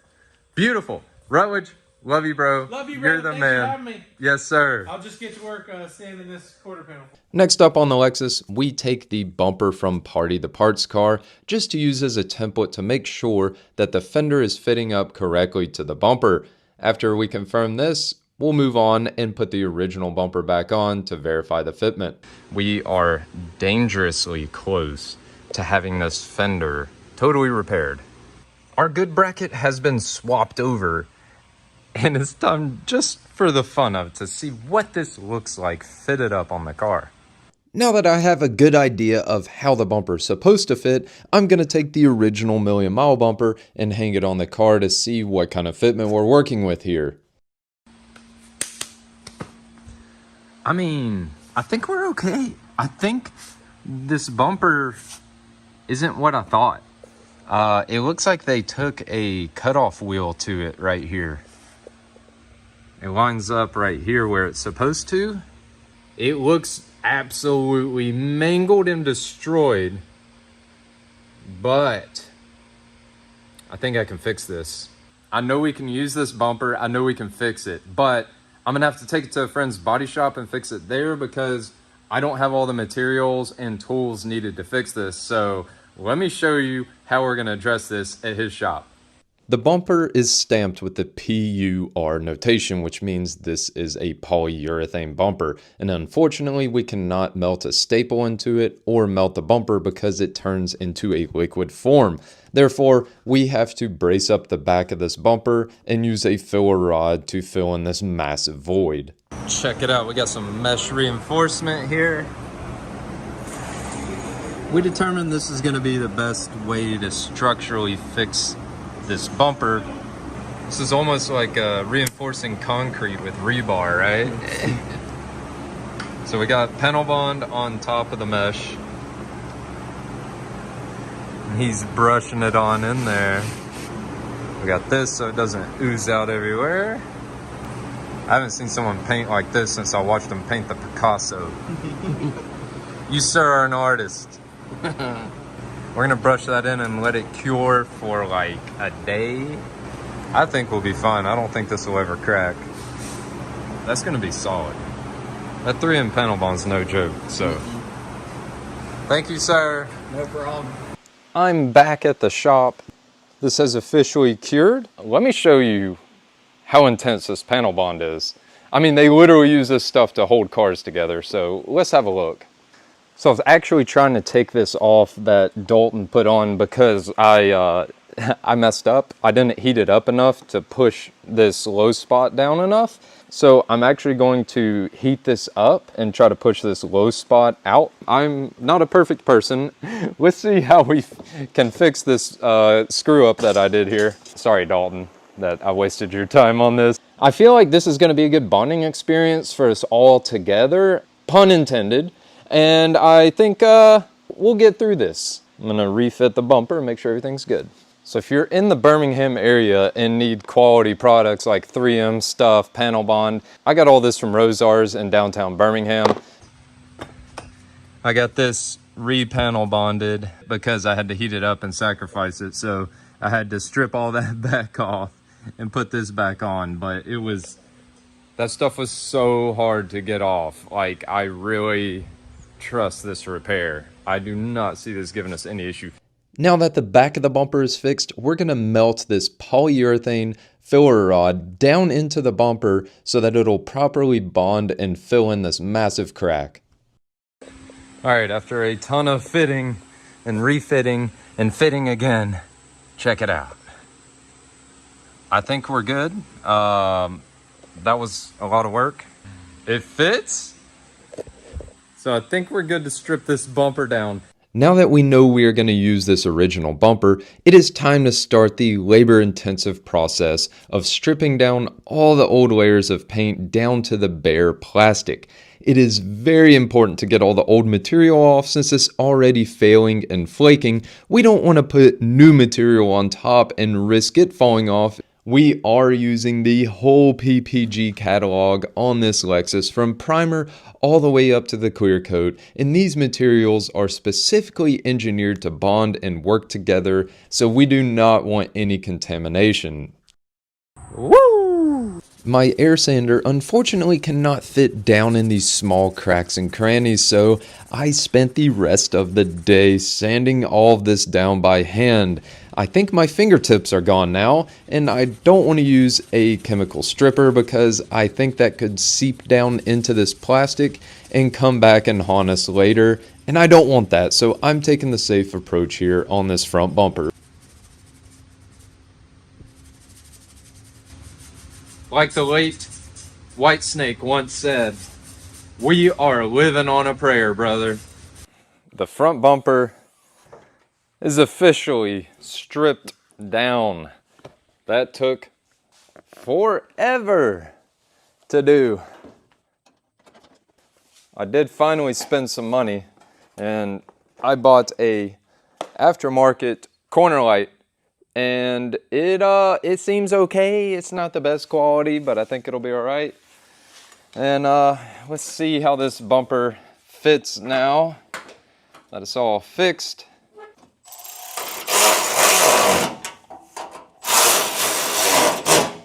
All right, let's have a look at this.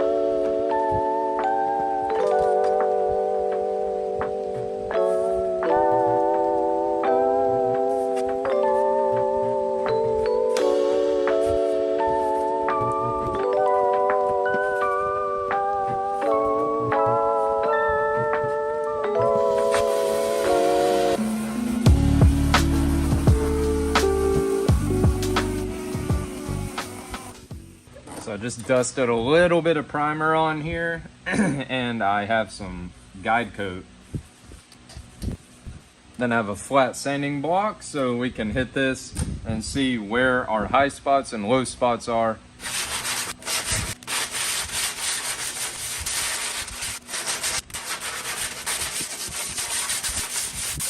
Still got some ways to go. None of these are super high or super low. But we got some dialing in to do here.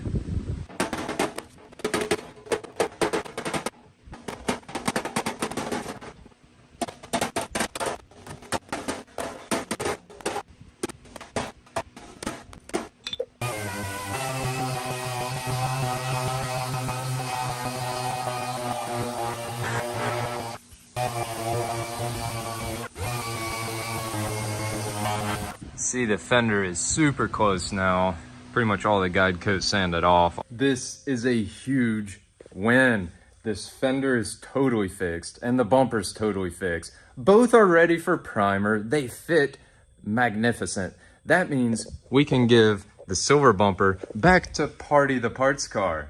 I've been seeing a lot of you talk about the ship a thesis argument in the comments, which means if you're not aware, that's like the oldest ship in the world that doesn't have any of the original parts anymore and it's still sailing. This one does have original parts on it and it has the VIN stickers to prove it, which is quite thrilling. So we still have the VIN sticker right here, which means that's original fender and a VIN sticker there. Thank you again, Jay, for helping me out on this fender. It was so bad, but now it fits up to this bumper. Now that those are fixed, this front end looks good. The whole front clip is now fixed. Let's move on to fixing these cracks in the trunk next. Hopefully there's not a can of worms hiding where this crack is.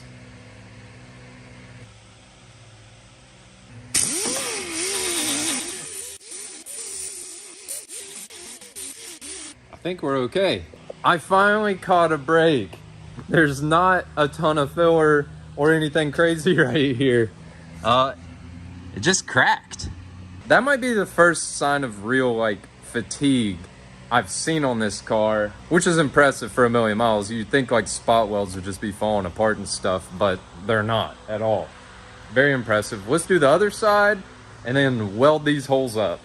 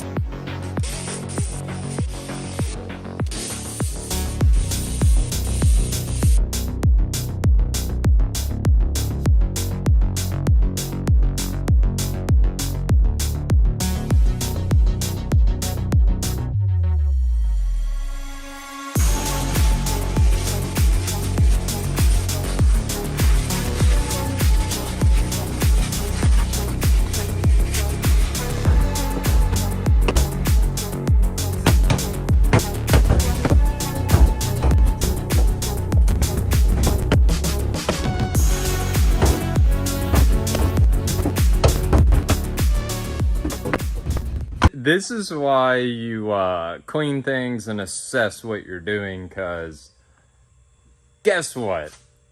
I found more holes to weld up. Okay, we have another crack there. The floor is pushed up right there. There was rumored to be subwoofers in this trunk once upon a time. And there's holes there, there, and there's 2 holes up here where the rear tire splashes water into the wheel well, so that's letting water in. There was a ground with a self-tapper in here once upon a time. You can see where the moisture and the water was coming in here. So where all those cracks were, the floor was actually pushed up, and once I cleaned it and vacuumed it, I could tell something weird was going on. Now there's the actual little indent here, another crack, and another crack there, and that was pushed up. So push that down, and that, I think a body man's best friend is a block of wood and a nice hammer. The reason you use the wood is it softens the blow, because if you're just hitting the hammer straight to metal, it'll look like someone hit it with a bag of rocks. It'll just look horrible.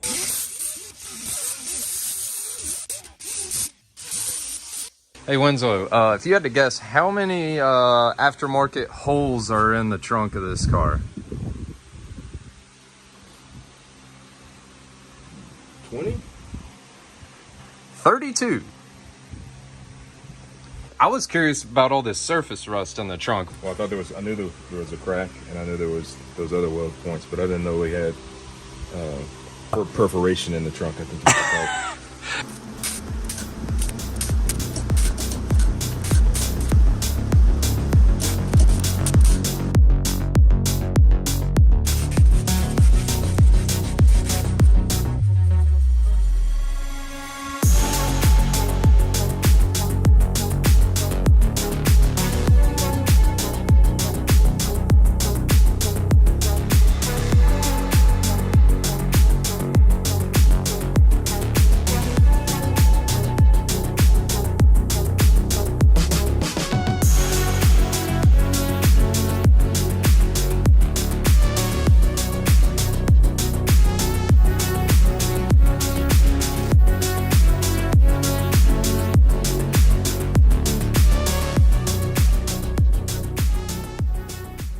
I got the trunk super clean. I scrubbed it a few times, prepped it, scuffed it. We're ready to prime all the bare metal spots. It's hilarious how much work I'm putting into a trunk pan.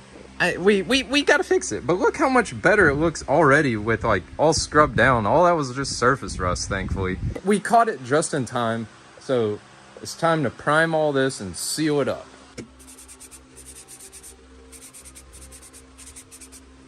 Oh my gosh.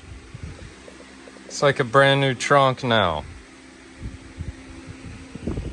This is why we're restoring this car, because it has so much more life left in it. You're probably wondering, why are all these holes still here? For the holes, we are using a 3M heavy body seam sealer.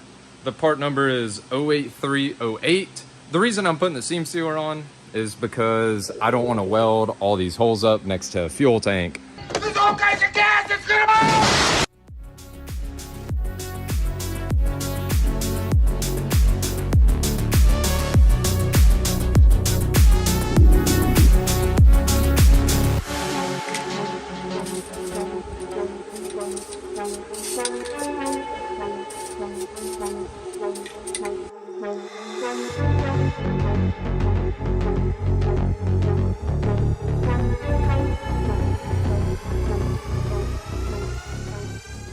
I would like to introduce you to a friend. His name is Harvey Dent. Jack, who's behind the camera right now,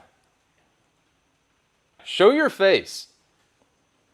You have to help me fix this dent, you son of a beautiful man. I have to help you? Yeah. No, I'm not helping you, dude. Yeah, this is your fault. That's not bad, though. This is my straight edge. It's not terrible, dude. Come here, Jack. Come let's have see, a look. Let's see this. It doesn't look bad because it's a white panel and it hides I mean, a lot. it's in a little bit. It's called the Panama Canal. You could drive a cruise boat through that. Yeah, that is pretty deep. For reference, that is huge. Let's go look at the parts car here. Okay. Well, I mean, it's not that bad, right? I saved Harvey Dent for you. Oh Look, my gosh. You can't even drive a golf ball through that. If you were bass fishing, it's tight. It's tight. Look, how would you tackle this dent? I already have an idea because I'm better than you, but I'm just playing with him. I don't think like that, okay? But I already have an idea how I would tackle this. How would you do this? We take the door off and we swap it with the perfect door. That's exactly what I was gonna say. You are really good. But if we swap the door, it'll look ugly, and that takes away from the soul of the million mile Lexus, and a lot of you guys agreed with that. I think you need to fix these because they're fixable. They have 1,000,000 miles on them. I know, like we got to keep these panels original. So how do you tackle this though? All right, so really, here's what I'm thinking on this door. Okay. All right, and now we paint it. That's not bad, actually. Did it really come out? It's not bad. Oh my God, it came out. Dude, you should put the straight edge on that and see how much of that actually lines up. Oh, wow, that was, Hey, look. Oh my gosh. Okay, whoa, down here is pretty bad still. A little low, but I think... Dude, look at that. I think you should try to get down on that bottom section where it's stuck in and see if you can pry that out too. Dude, that's the intrusion beam right here. There's a bar that runs parallel, and that's so that if someone hits your door, their car doesn't enter your car. If you come in here, you can see the beam. See if I can get in there and see it. So now I've helped you. I'm going home. It's not that easy, Jack. You told me it's not that bad. It's not that bad. That's what I say every time when Freddie says something and he points me to a car that is really bad. As far as body work, this is gonna need some work. It was pretty bad, but I've actually learned a lot while fixing this thing. That reminds me, please subscribe to my channel so I can keep on doing this. Hit the thumbs up button. So do you think you can get to that bottom dent and push it out? Let me try to push my luck here and push on this. What's it look like? It's not doing anything. Oh wait, hold on. What was that? Oh, dude, it popped out. Oh, my back cracked. I think I know what we can do. There's a special tool that you have. What's your idea? Some really cool guy gave you. I don't know any cool guys.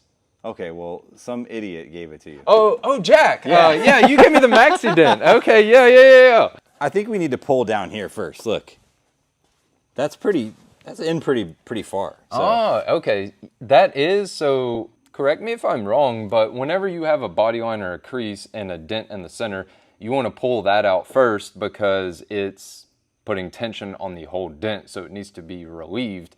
Like we talked about in, I believe, episode 2, you want to start from the outside of the dent and work your way in. So do you believe if we were able to get this nasty kink out, that this would pop right out? I don't know. I just put Bondo on everything. No, you're right. I think if we handle that first, like getting that out there, I think once you push this will stay. You're definitely going to have to shrink that metal, though, because that is stretched. Cool. Let's get the Maxi over here and fix these dents. Yeah, let's do it. Safety first, Michael. Safety first. Oh, I was just going to the bathroom.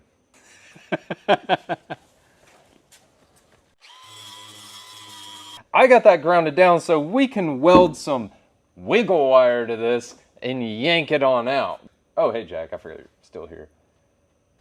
I have never used wiggle wire, so if I do something wrong, will you tell me? Nope.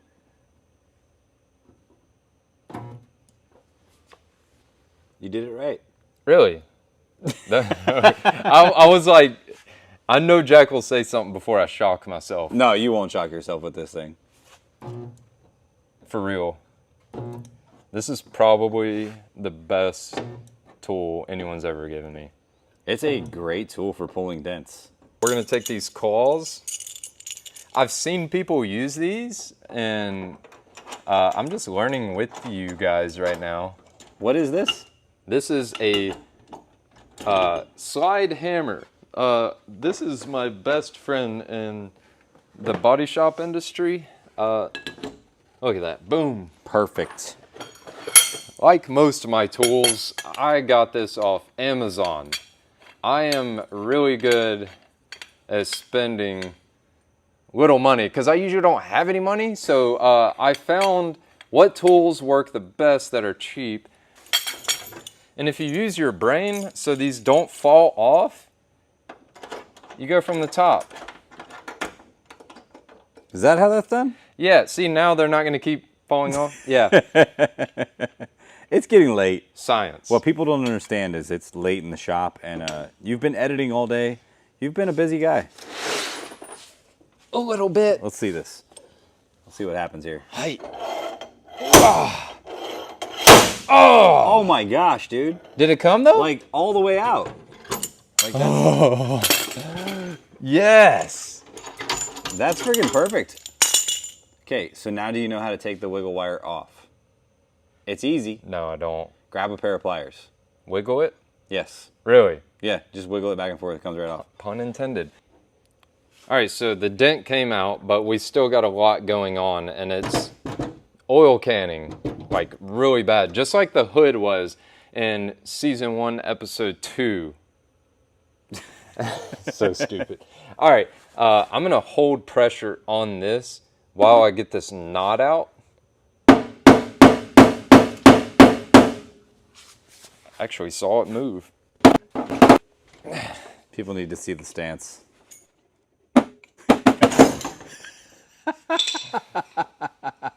I'm not going to say I knew that was going to happen, but I knew that was going to happen. Were you recording? I was. But, hold on, let's give it a... It's a little better.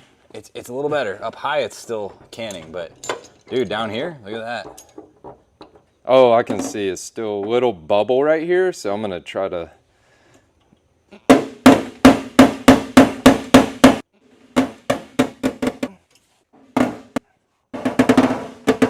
Hang on, I thought you were fixing this door.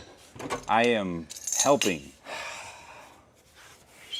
That's not bad. That is for how much time do we have in this? About 10 minutes, maybe. It was more set up than actual work.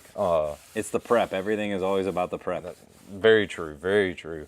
All right, we got a really high crease right here. See, it won't go in because that's where the intrusion beam is. So I think what I want to do there, we could shrink that, but I believe we could tap that down a little bit. I think you should tap it down. I think I can hold a dolly back here to put pressure around here on the door skin. That's a good idea. Yeah, and worst case scenario, this also has a shrinker on it. I'll be able to push this metal down into that dent, ideally.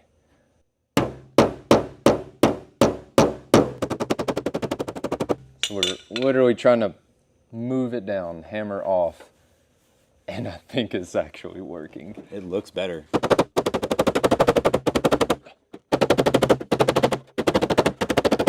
It's definitely better. I kind of like to hammer around, move the dolly around. I'm actually going to go up top with the dolly, try to move it up that way and see Yeah, if you it can keeps slightly going. see it's crowned, but I think that's a dent here. Yeah, I do too. There's a dent on the D. We are pushing right here. That's where the dolly is. That little ridge could be shrunk. How is your oil can now, though? Is it oil canning still? Dude, that's perfect. That's insane. Right, that was minimal work. When I was doing this production style for a living and speed was important, why didn't it ever happen this easy? It was always so much harder in the body shop. It's called skills. You're growing. I guess so. You're a real body man. I think I'm gonna grind this down and hit it with the shrinker to shrink that up. When you shrink, that adds strength to it, right? Yeah, so you're basically pulling in the metal. So right now the metal is like that, right? Right. And it's real flimsy. It can move around a lot. And then when you shrink it, it kind of tightens everything up. Let's go back and have a peek at where we're at now. So that's a high spot we want to shrink. So see how it's a seesaw right here. Yay! You think this might be the dumbest channel on YouTube? No, man. Look at that. There's just barely a hairline right here. How's that bottom one, though? Like that top one where you just were? That looks like it's in still a little bit. It's in right there. Okay. Well, that, I think you should probably work that line across here with wiggle wire, because that would probably come out. And once that comes out, I bet you anything, it'll strengthen up this part here, and you can shrink that, and that should be good. All right, let's see if I do this right. Let's wiggle the wiggle wire.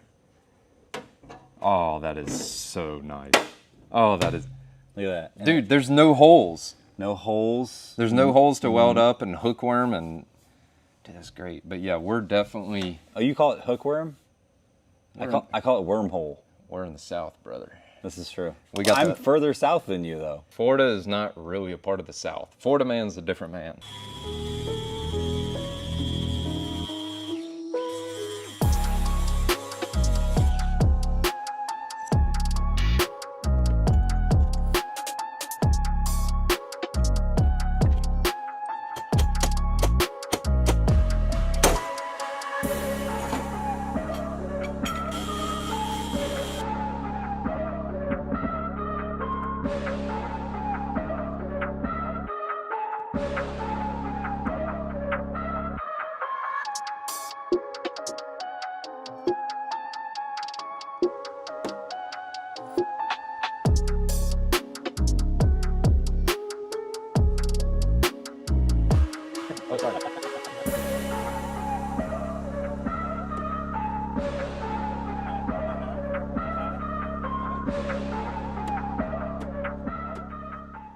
I mean, I think we killed Harvey Dent. Dude, this is done.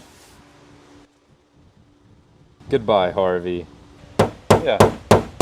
There he goes. Let me do the drag technique here. Oh, yeah. It actually works. It does. You can make the dent go where you want it to. That's a lot better, actually. But remember how out that was? I wonder if it's still out at the bottom. A little bit, not bad. Just barely out. It was out pretty bad right here, and now it's not too bad. You want me to show you how to fix that? Watch this. Tug up. Oh, yeah. I didn't. No wonder you got bad knees. What is this car? The car is rolling. Yeah, it's in neutral. Here we go. We'll put it like that, and then I'll hold here and see if we can. This is how accidents happen.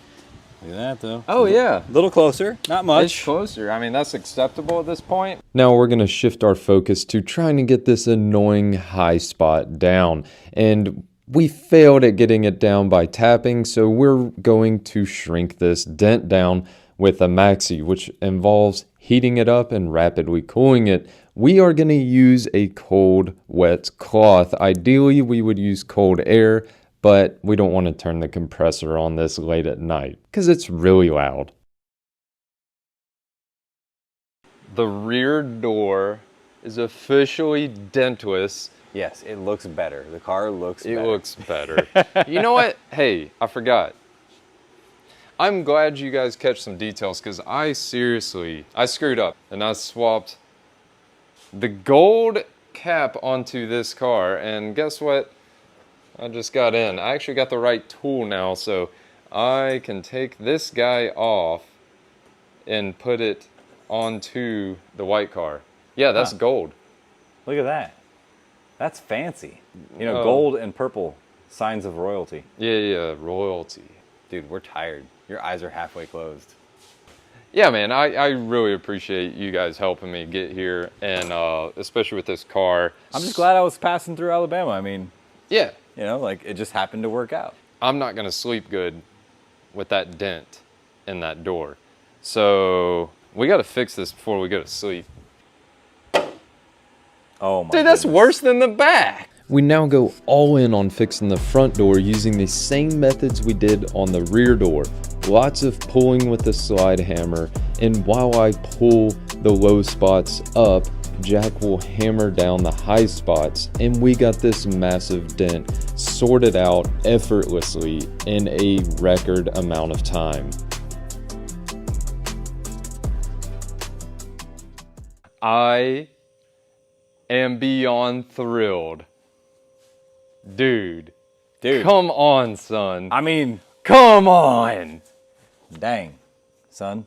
Look, there's like, come on, dude. That looks really good. I mean, there's a few high spots, nothing major. Like, this is pretty close.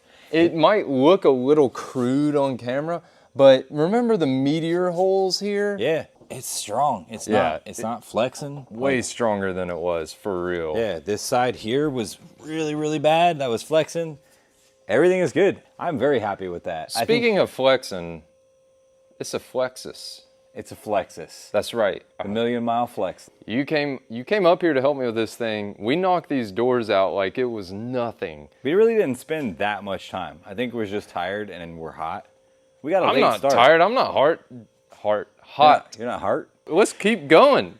Get the blocks out. Let's keep sanding this thing. Just a little bit of massaging left, but I think I'll let you go home now. I'm happy with this. I appreciate your help. You, Freddie, Rex, Tommy, y'all guys are amazing. This car is no longer a dented up pile anymore. This is a huge, huge win for how bad these were. Oh, for sure. Okay, I would say this build is halfway. Yeah, dude, it's looking good. Like I'd say you're 65% of the way there. Let's go get some Taco Bell. Then I'm gonna come right back onto this and do some more work. You still got a little bit of work to do, but the big portions of the dents are out of the way. Later, I'm gonna let you go, and you guys, let's continue this on without Jack since he's going on to greener pastures. Let's keep whipping this car into shape. This is a barrel sander, and Jack said it'll save me a lot of time. It's from Harbor Freight, so it was cheap, but hopefully it works good. I'm having to be very careful with my new toy because if you stay in one spot too long, you will create a massive low spot in the metal. But I am really enjoying this new tool because my air compressor is not going to have to run for a full day now. This just runs off regular power, so I'm very excited about this, and that's a lot less wear and tear on all my tools, and it'll help keep the power bill way down.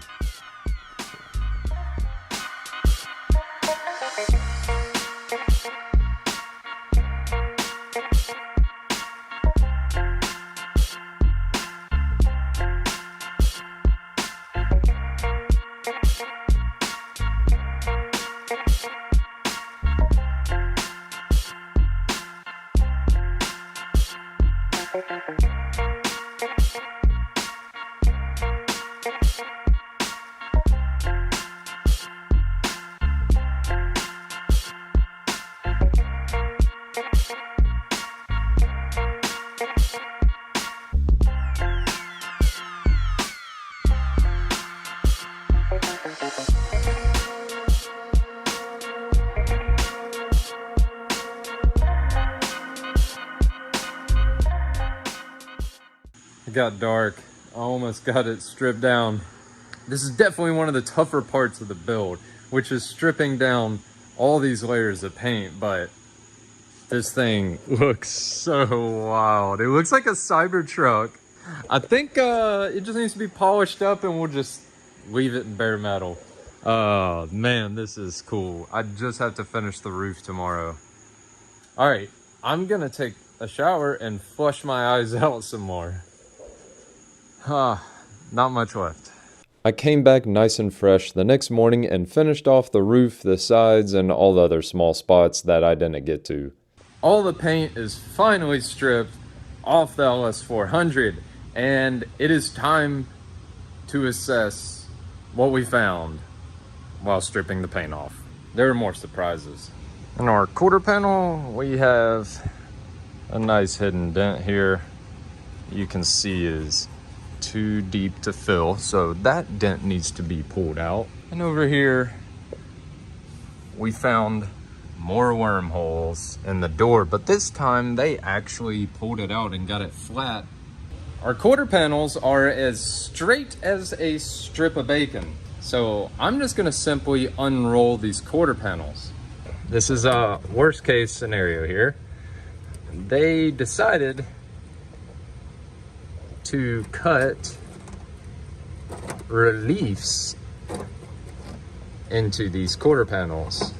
I have to weld up all those cracks that they cut, or they're eventually gonna spread. For example, right here where they cut a relief, look how close that is to the outer skin, right there. If I don't weld those up, over time, the paint on the quarter panels is gonna crack. Who wants to properly fix these quarter panels along with me? All right, let's do this. Gonna take our money makers here. These are Nipix. So these are just really nice quality. All right. Oh yeah. Look at that, right where it goes. Watch this. You see how that forces the quarter panel to move.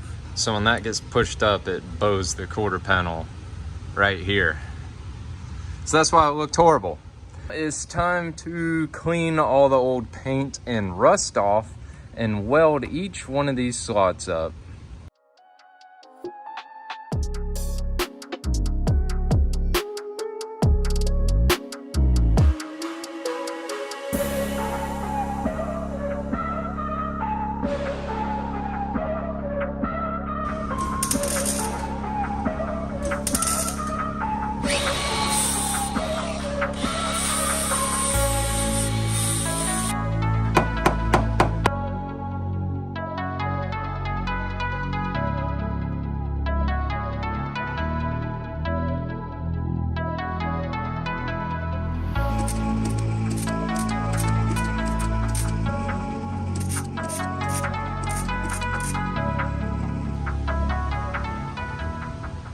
And it is done, and it looks so good, and it feels great. It feels nice and smooth and perfectly round in the right radius. I love it. I am extremely happy with how this wheel arch turned out.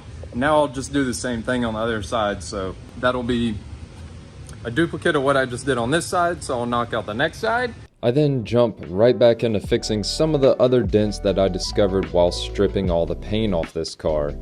Hopefully the metal work I do here will save us lots of time later on when we're doing our body work. This is all very tedious work, and if I don't get these spots flat, and even worse if I pull too much and have high spots, these are going to be very difficult to deal with later on in this restoration, so I must be very careful and diligent.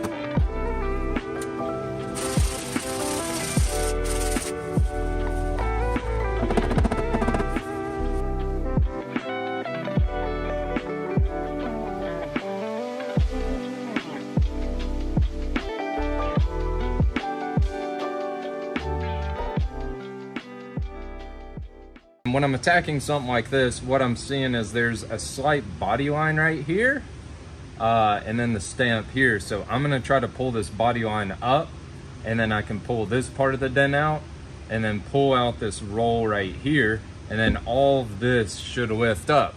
This is very similar to the other doors we just fixed on the other side with Jack, and that's why we're focusing on pulling out these rolls and body lines first, and it'll pull the rest of the dent out with it. Look at that. That took what, like 4 minutes? A little bit of effort goes a long way. And I'm pleased to inform you guys, that was our last dent. This is great. There's a few little bitty dings that'll actually probably come out in the primer. So all the dents are gone. Yes! Last thing as far as metal work on the body is 4 wormholes. We got 4 there and 2 there.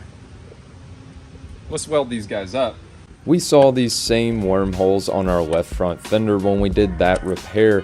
It is a very old school method where you drill a hole in the panel and put a screw or bolt through it so you have something to pull on to yank the panel out. But a lot of times people don't weld them up because it gives something the body filler to hook into. We're gonna weld these up because it'll let moisture in the back of the panel and mess up this fancy paint that we're gonna lay on this car.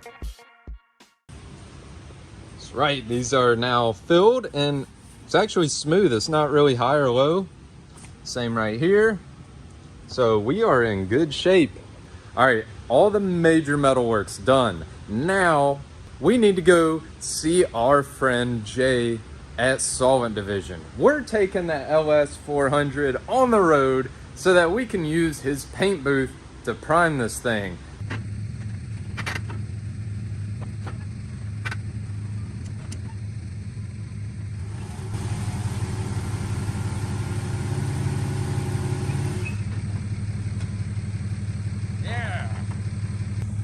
Cybertruck, DeLorean mix. And we are here at Solvent Division. Yeah, that guy looks familiar, doesn't he? This is his shop where he does some magical work. Can we have Scotty here? He's been around for quite a while if you've seen some of the old videos. Jay, we got the Lexus here. Why do we put this thing in epoxy primer, Jay? Because you've been rubbing your dirty paws on it, but for the most part to seal up the bare metal. Alabama's got some high humidity here, so the quicker we can get this sealed up, quicker we can prevent any flash rusting, and it gives us a solid foundation to build off of. I think he's making all that up, but I'm just doing what he says to do. So we're gonna epoxy it with some very special primer. And to do that, we have to 180 grit the whole car. Per manufacturer recommendation, they say that their primer will stick best to 180 grit. So that's what we're gonna use. Scotty, I don't know, dude. You tell me. I'm not the professional here. I'm definitely an amateur, but we're gonna do that. All right, we gotta hurry because we gotta get to Limp Bizkit ASAP.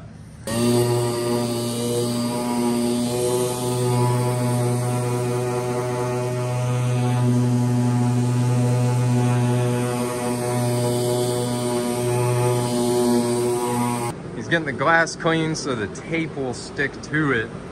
Jay wasn't happy with the fender, so he played with it a little more. Then he just can't leave good enough good. Scotty, I don't think we're gonna make Limp Bizkit tonight. Yeah, I guess the biscuit will be extra limp without us there. Yeah, that's true. The good news is, the Lexus, it's getting down with the sickness. Yeah, with the sickness. Limp Bizkit said that. Now that we have all the bare metal sanded down with 180 grit sandpaper per PPG recommendation, we can sleep well knowing that their amazing epoxy primer will grab onto the metal properly. We are now finishing up all the masking and backmasking on the car, which is a true art all on its own. The master paint preppers that I worked with at the dealership can thoroughly mask off one car in the amount of time it takes me to do 4. But thankfully I watched them and picked up a few new tricks, and once again, Jay continues to teach me new things every single time we work together. I'll have a link in the description to his Instagram account if you would like to see his proficient paint and body skills, and make sure to tell him I sent you over there. The reason all this gets taped off and sealed so tight is if you don't, all the trash from the inside will come out as soon as the air hits it and get lots of trash in the paint, which is like dirt and debris and dust. It'll cover all of this. So that's why it's so crucial to get all these little pieces nice and tight.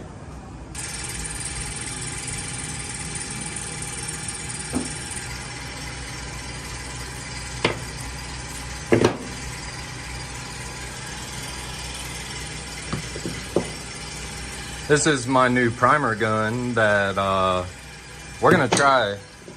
Maybe he'll like it. I think it'll be good. My buddy Eddie Morales recommended that. And we're using PPG. This is our epoxy primer we're gonna be using on the Lexus. Nothing but the best. Hopefully this gun's good. I spent my life savings on it, Jay. You better like it. Before we spray the primer, we have to go over the whole car diligently with a wax and grease remover, and then come behind that with a tack cloth to pick up anything that may have fallen off.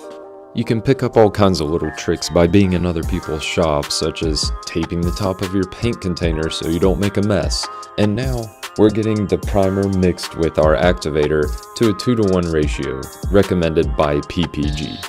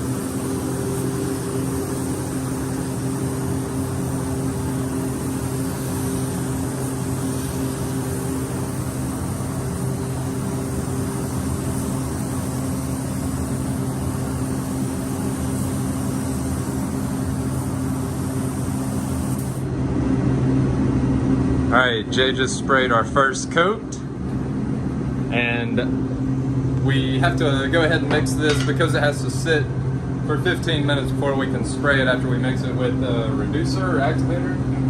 Activator. So we'll do that. That takes 15-20 minutes to flash over before we can spray the second coat. Then we'll get right back on it, do the next coat. Jay, I haven't painted in a while, so what do I do? So spray pattern, usually when you adjust your guns out, pull the trigger, you'll see everybody like spray it against a piece of paper, the wall. Not the wall, that's unprofessional, Jay. That's what animals do. We're not feral painters. Yeah. We're civilized here. So when you pull your trigger, you usually end up with a pretty nice little oval pattern. Yeah. So what we try to do is on your first pass, I try to go like halfway off the panel. And then when you come back for your second pass, you want to try to overlap 50%, 50%, right? Okay. And then continue that. So that way, we try to achieve like a 50% overlap. That way, everything's pretty evenly distributed, distributed, layered, and you won't have fat spots, which would end up thick, or stripes, which is we try to avoid, because then you'll have thin spots you'll sand through, all that stuff. But this will at least give you like a solid foundation to where everything's even, and we can start our bodywork from there. Okay. It's been like a year and a half since I've sprayed anything. Perfect. This primer is getting sanded. We don't care. Okay.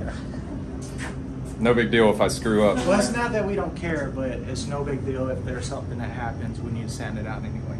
Let's do it. It's time for me to take the reins and start laying down some primer, but as you can see, I don't flow as well as Jay does, and you can see that in my body language alone.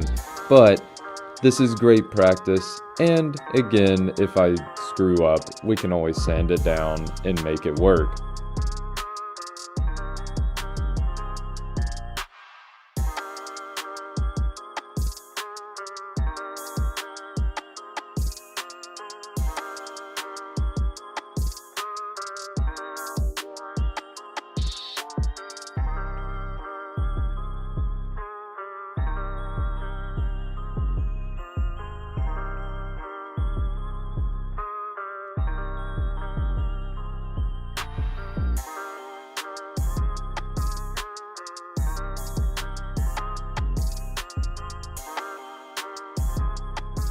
You sure did.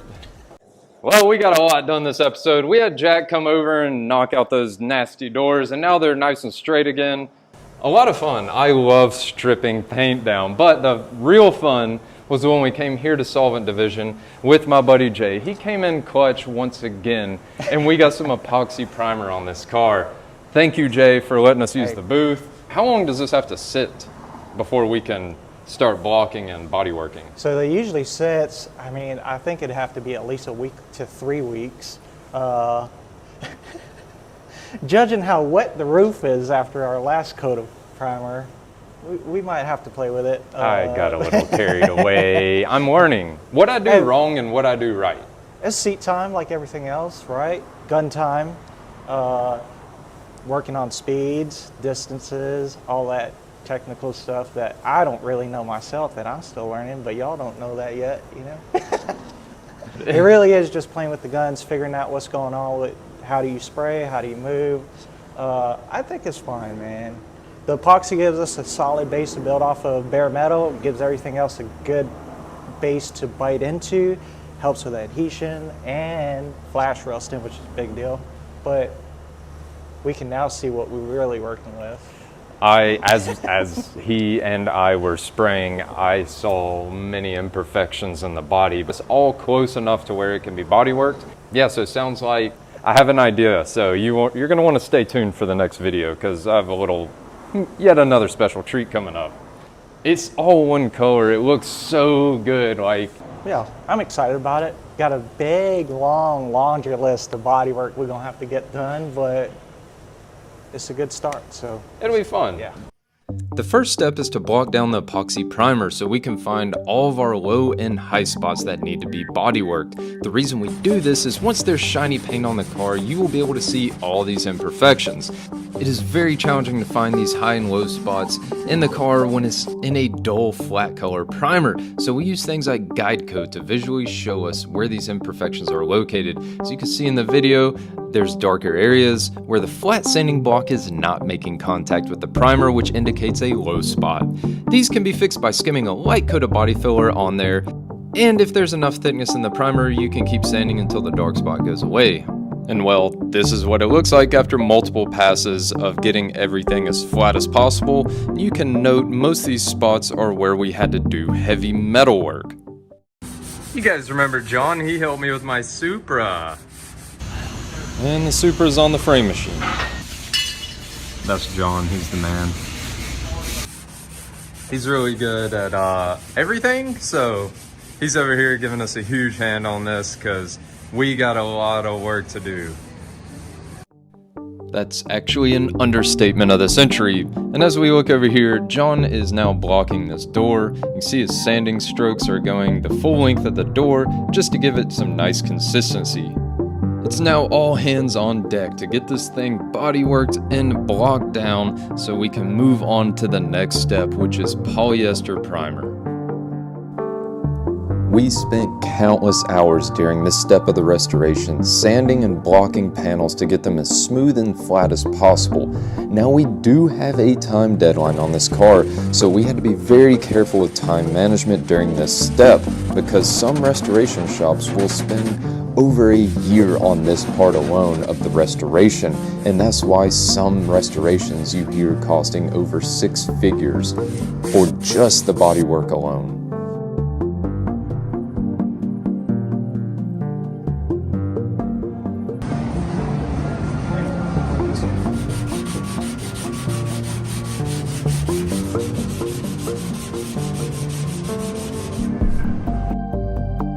Even after working all the metal on this hood, I realized there's so many small imperfections, and that's because of car track.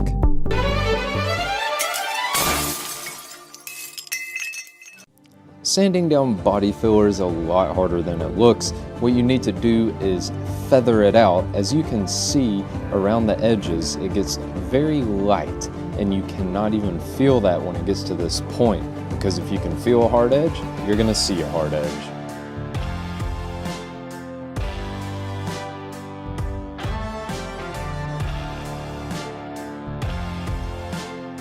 In previous episodes, when we fixed this fender and these 2 doors, they were by far the worst parts of this car, but as you can imagine, it's taking a lot more body work to get these where we need them. And during this exciting moment, Jay gestures that we are number 1. I think.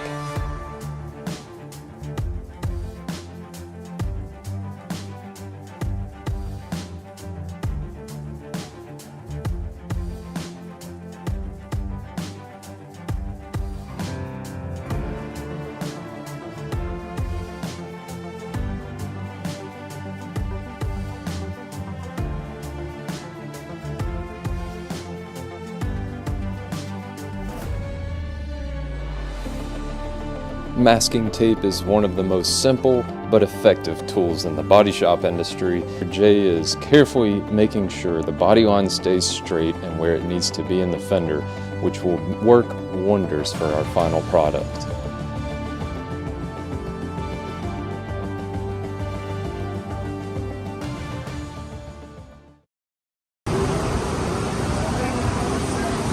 It's close.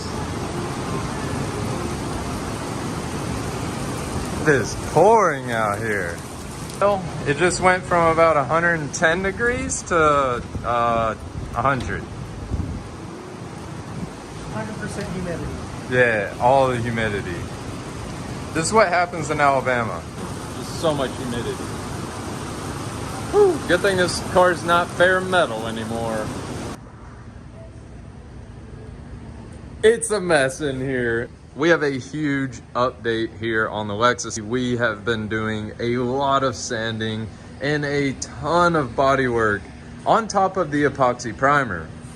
So that way the metal's sealed off, we're body working on top of that, and of course we broke in through the metal in some places, so we'll spot prime those back. This has been kind of brutal. I'm not gonna lie, it's been brutal, but I can see the finish line now, so I'm feeling a lot better. I feel great and full of energy. let's all give Jay a thanks in the comments below for really going above and beyond and helping me out here, getting this car straight again. Not only does it have 1,000,000 miles, this thing had a hard life. Jay, where do we go from here? To the moon. Hey, that's copyright. What we know? You knew what you was getting into. Yeah, I did. I knew it was gonna be bad, and then like as it went on, it got worse and worse and worse and worse. Even when I got here, it got worse. I don't know how, but it's getting there, so we're gonna keep chugging along. Now that most of the body work is complete, it's time to pre-fit the bumpers and make sure they fit right, and then we're gonna do something very cool with them that I'd like to share with you on how to properly prep these bumpers for paint. I'm now gonna demonstrate how guide coat works and why we use guide coat. Now you might have heard of a term called pig's tail before. That's what the scratches in a swirling motion in a paint job are called that are the result of a dual action sander. These can be sanded out with a finer grit sandpaper, and you can easily see that once you lay on the guide coat. If I don't successfully get all these out, they will be noticeable in the paint job, and Jack Builds It will make fun of me. We were going through so many materials, so I had to make many trips to my favorite paint supply place, Rosars in downtown Birmingham. Now that I'm back at the shop, it's time to get these side claddings ready for paint. As you notice, they are metallic silver and the top of the car is a pearl white. So need to get these prepped and ready for paint as well.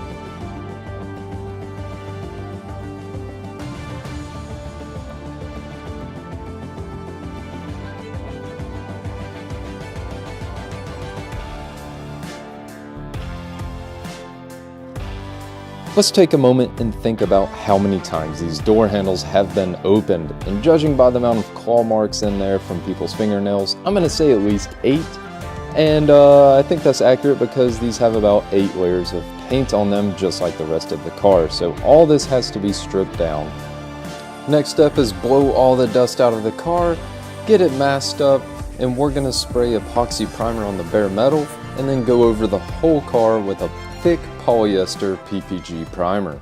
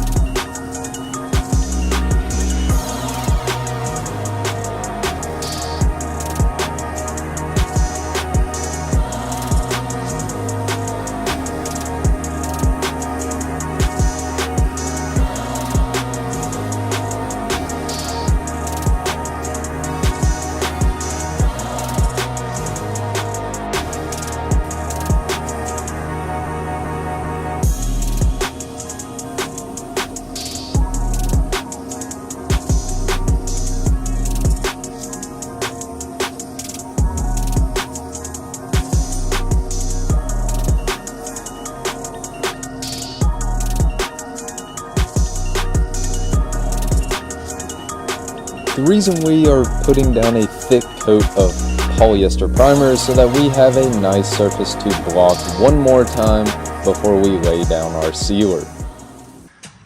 Well, we had a little issue. If you could see our primer gun that Jay had, it was birthed in 1981. It kind of started dying on us, so we used his other primer gun, but we were successful. We just had a little setback and had to reprime the trunk lid. It's all good now, and now we were trying to not paint the door jambs and all the jambs, but we came this far and the car looks so good. We're gonna paint the jambs, and they don't look good, and there's so much like overspray and buildup on them. We got to fix that. So what we're doing here is making it look pretty like that and nice and clean, so that way the paint will actually stick to it. This is the polyester primer. This is the PPG primer, and we're just blocking it flat, which is pretty much done. Just a couple more spots to hit. Yep. Jay's dying a very slow, painful death on this LS400. It turned out to be, I mean, we knew it was bad, but That ain't bad now. it's not bad now, but geez, to get it here. This, sorry this video took so long to come out. This has been a lot of work. I think we passed the overwhelmed feeling, you know. Light at the end of the tunnel. Absolutely, yeah, we're getting close. So. Sick. All right. Things fine. I'm not freaking out at all. All right, I am knocking down this hard edge. So we finished up blocking down the rest of the car and cleaning all the overspray and dirt out of all of the door jambs and rear body panel. Thankfully, John came over to help us out again on all of this. And then it's time to mask it up and get it back into the paint booth one last time.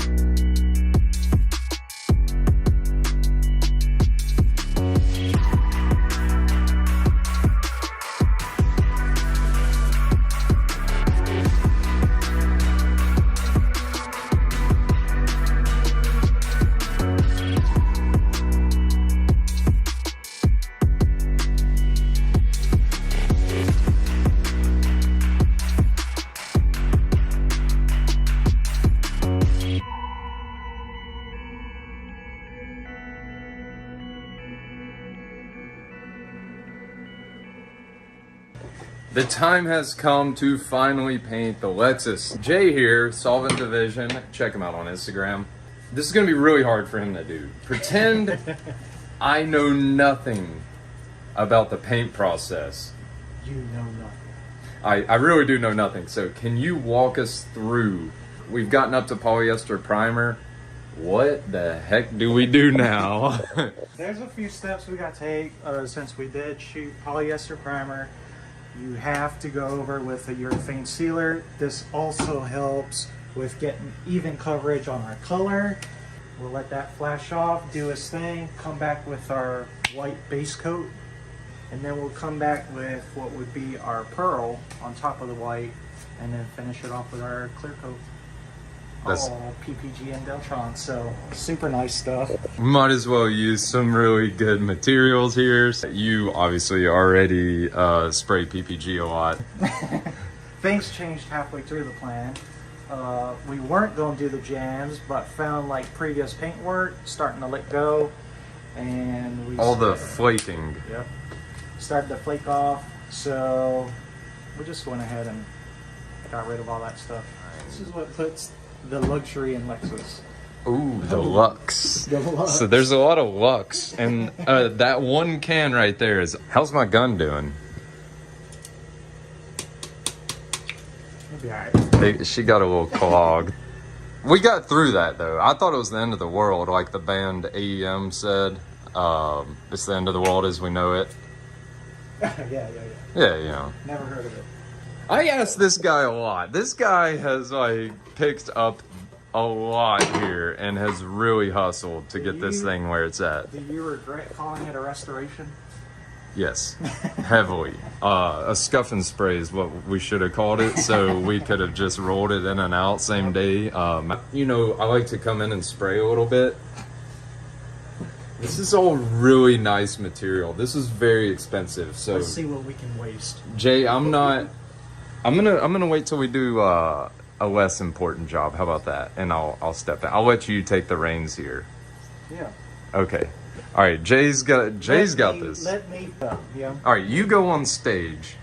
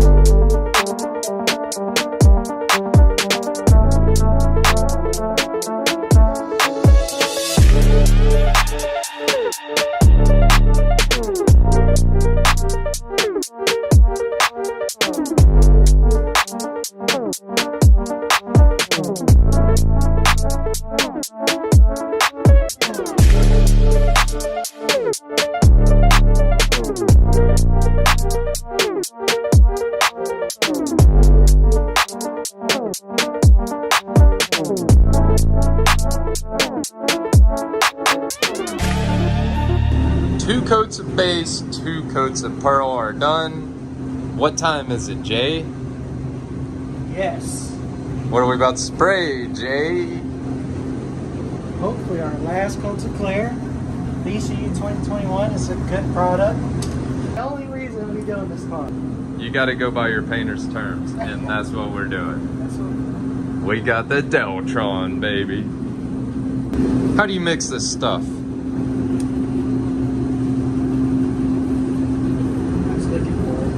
Oh, that's nice. They make that easy. Yeah, they just put it right there on the can. Cookbook right there. Yeah, you have to reduce it and then put the hardener in so it gets hard, right? What's the reducer? Thins it out? Helps it spray a lot. You can see how thick this shit is. I'll beep that out. Yeah, that's thick. Yeah, so we thin it out. Helps atomize it, which is breaks it down, helps it spray a lot easier, all that stuff. Spray this last coat of clear. I'm excited.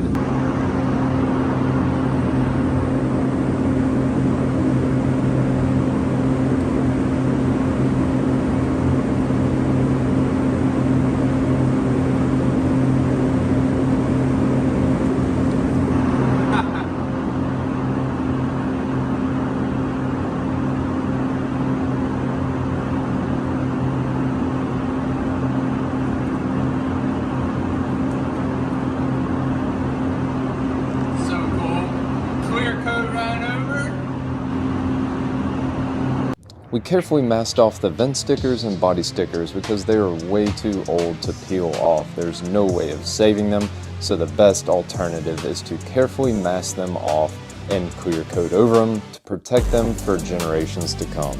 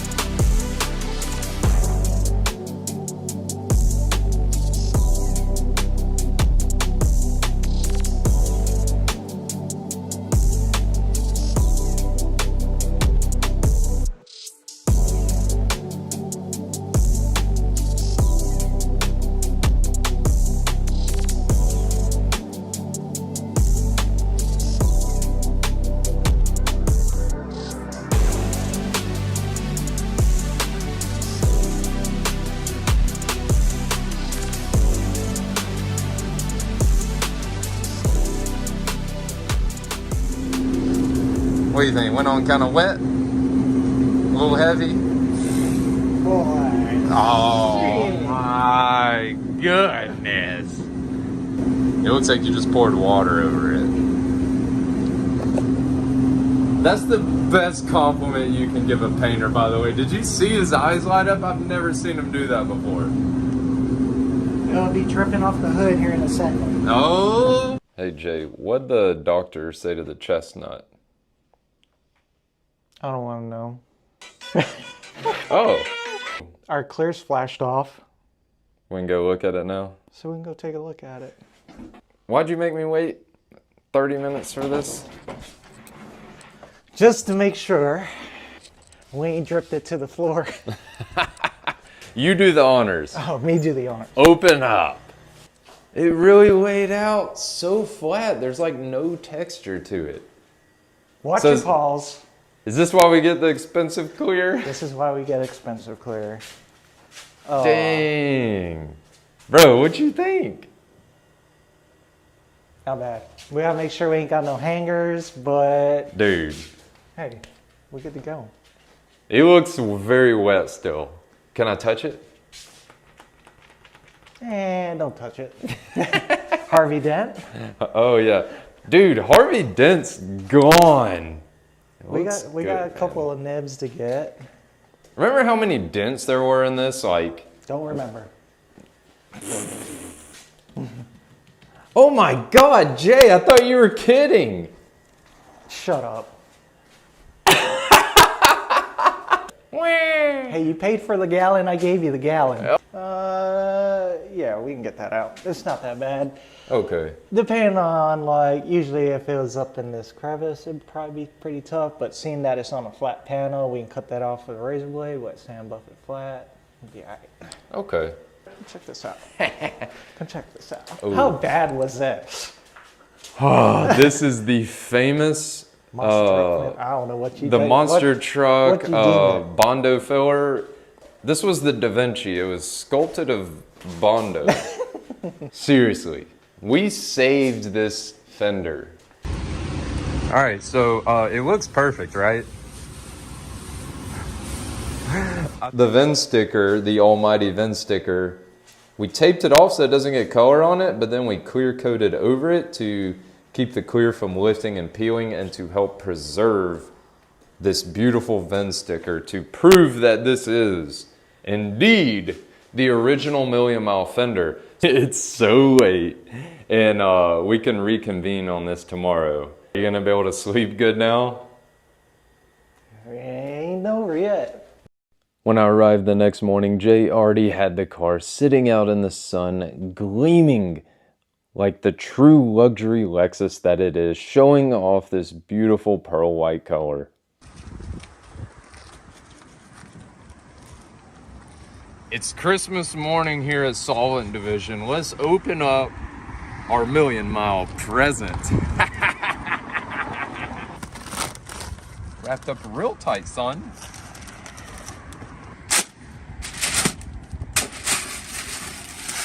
Easy, man, that's a classic.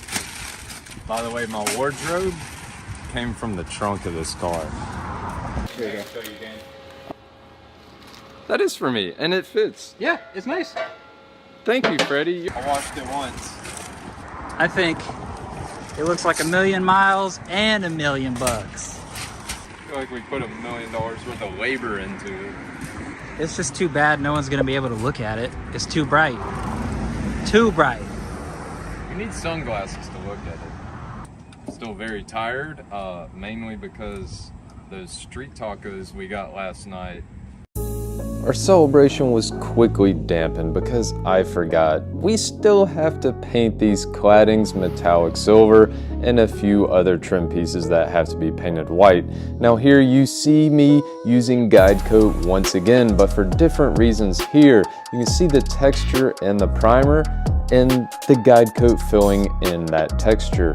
What I'm doing here is sanding it down with a nice flat sanding block so that way after this is painted, it's going to look laser straight.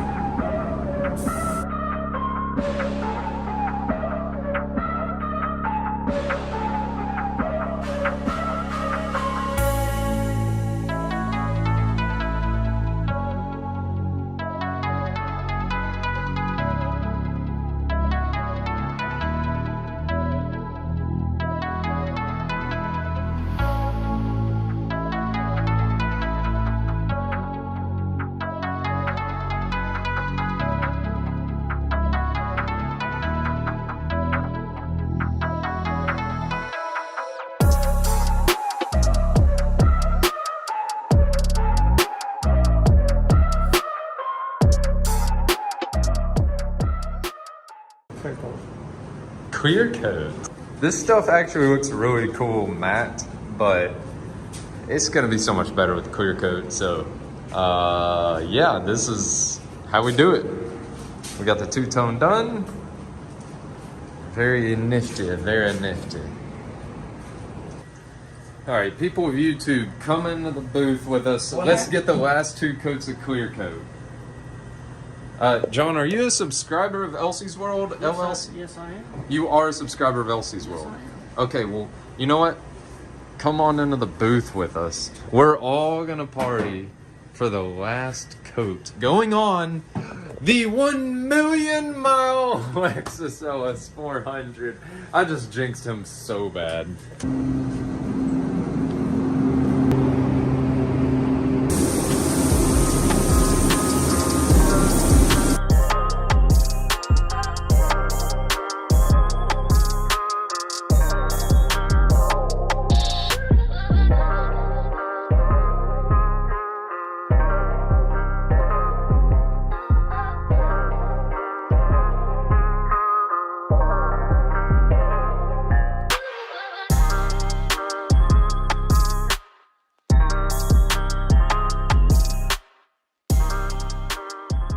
We are back at Solvent Division. The LS400's ready to pick up because Jay has cut and buffed it.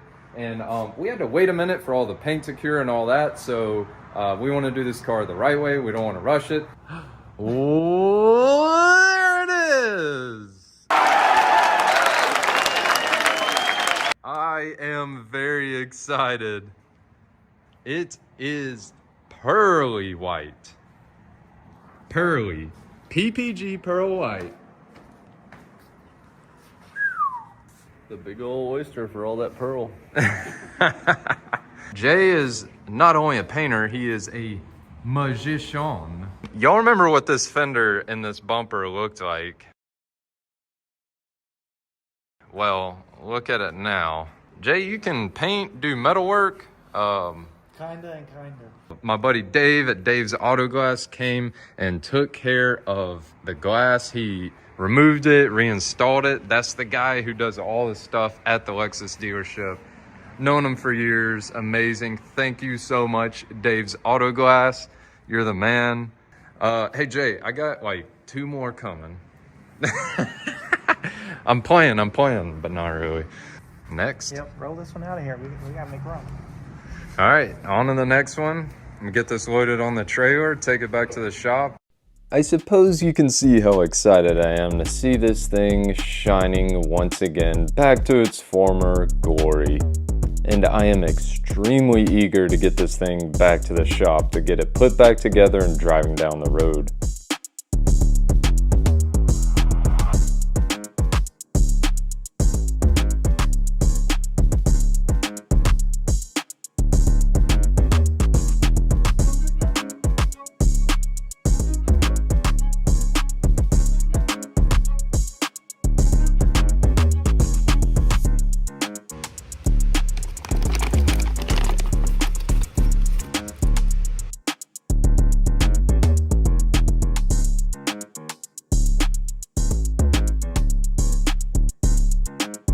We're gonna heat it up just like Sasquatch does.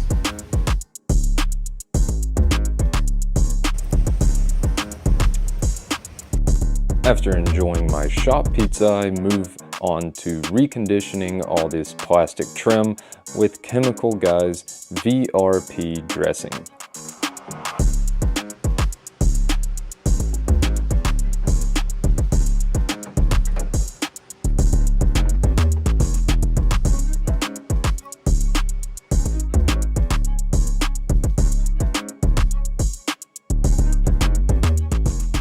Before I put the rear bumper reinforcement bar on, I'm gonna hit this thing with some cavity wax. This will help keep it from rusting in the future. Inside the frame rails, this is the same stuff we put on the 4Runner. We're doing everything we can to make sure this puppy's on the road in another 1,000,000 miles. And to do so, we need to keep it solid.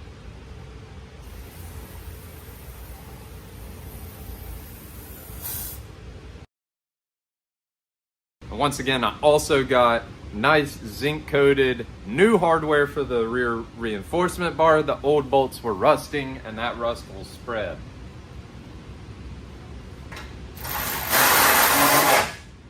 I continued pressing forward by reinstalling all the old parts with brand new hardware, so that's a lot of nuts and bolts and clips to reinstall, as well as having to clean all these parts before they go back on the car, because well, they're all very dirty and covered in overspray.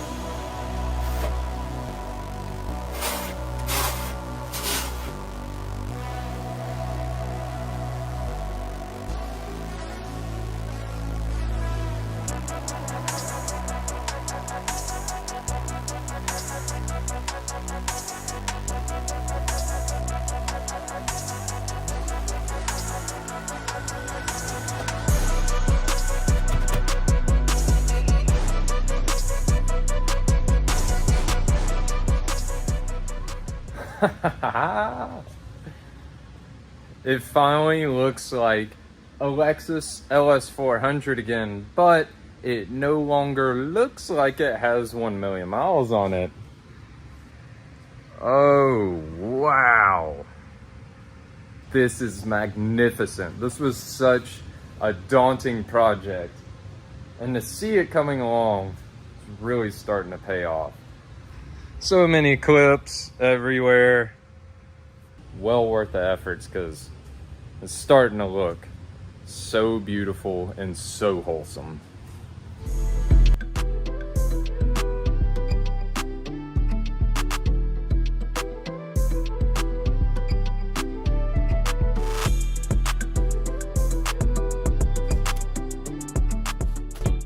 See, if I could just put this weather strip and all these trim parts back on, I would have been done a long time ago, but that looks horrible. And that's what it looks like when I put it on. That's not acceptable. I can't do it. I gotta clean this. The car became a little too nice and clean. Now everything has to be nice and clean on the car. We were able to save it, and I feel good about that. After scrubbing all these old weather strips for many hours, I finally found the secret sauce, which is to use a red Scotch-Brite with lacquer thinner. The old overspray comes right off, and then you can go back behind it with this nice VRP conditioner to re-moisturize all the weather strip.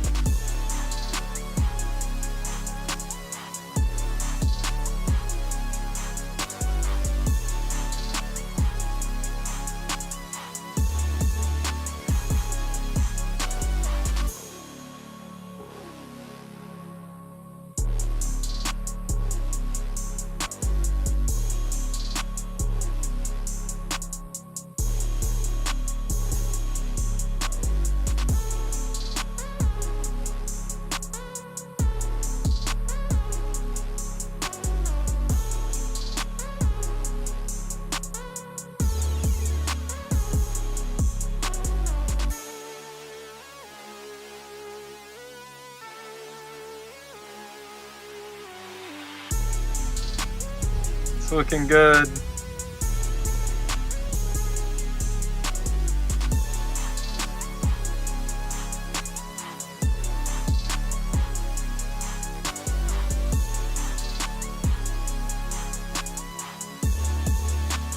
I just snapped on the last cladding and oh my my God, this thing is beautiful. I never thought I would say that.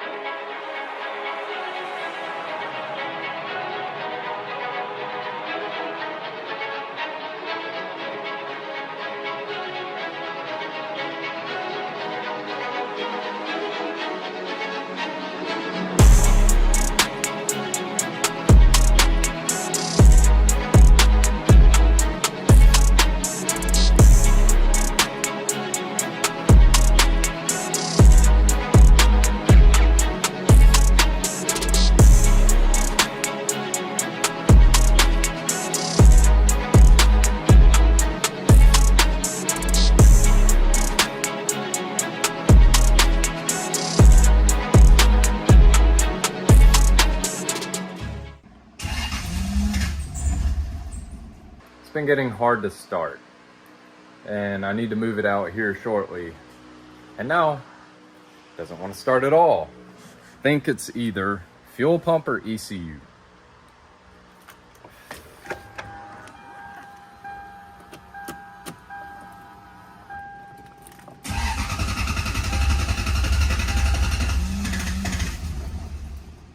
That's what it does over and over.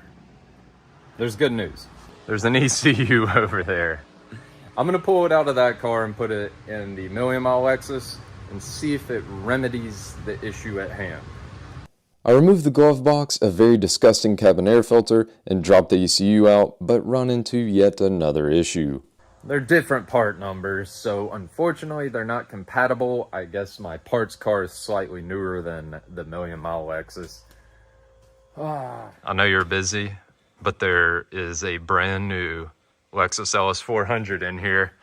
Check this thing out, son. Hold on. Oh, look, he's even gonna put that box down. What you think? It's the same car, I promise. Oh, makes you want another one, doesn't it? It looks brand new. Hey, this is almost like a testament to like how extreme a difference it could be when a car gets painted the right way. Oh, yeah. I mean, we saw what it looked like. It looked like it had 1 million miles on it. Now it looks like it's brand new. Yeah, how many of these have you owned? 5 maybe? 5. Between 400s and 430s. I'm about to have another daughter, so I'm going to have 2 kids. You put your children in these cars, and they've actually been in collisions in them that I fixed for you. So Actually, you feel there's another safe. one that I forgot. That's right. Yeah, there's that one. Yeah. So that's 6. So you feel safe. Like, you think I'm good to drive my daughters around in this? Yeah. Yeah. First of all, it's the coolest old man car there is. It really is. There is no, you can do it bone stock and it's still legit. Dude, so I'm asking the people on YouTube what to do with these wheels. These wheels are destroying the look, so we're gonna, I don't know, dude, like factory color, make it match the claddings, or like... Factory color with a nice detail in this car is all. Because a clean car with an ugly engine bay is a crime. I think this had duct tape on the intake. Oh, you think? It sure does, and it still does. We'll put some fresh duct tape on it.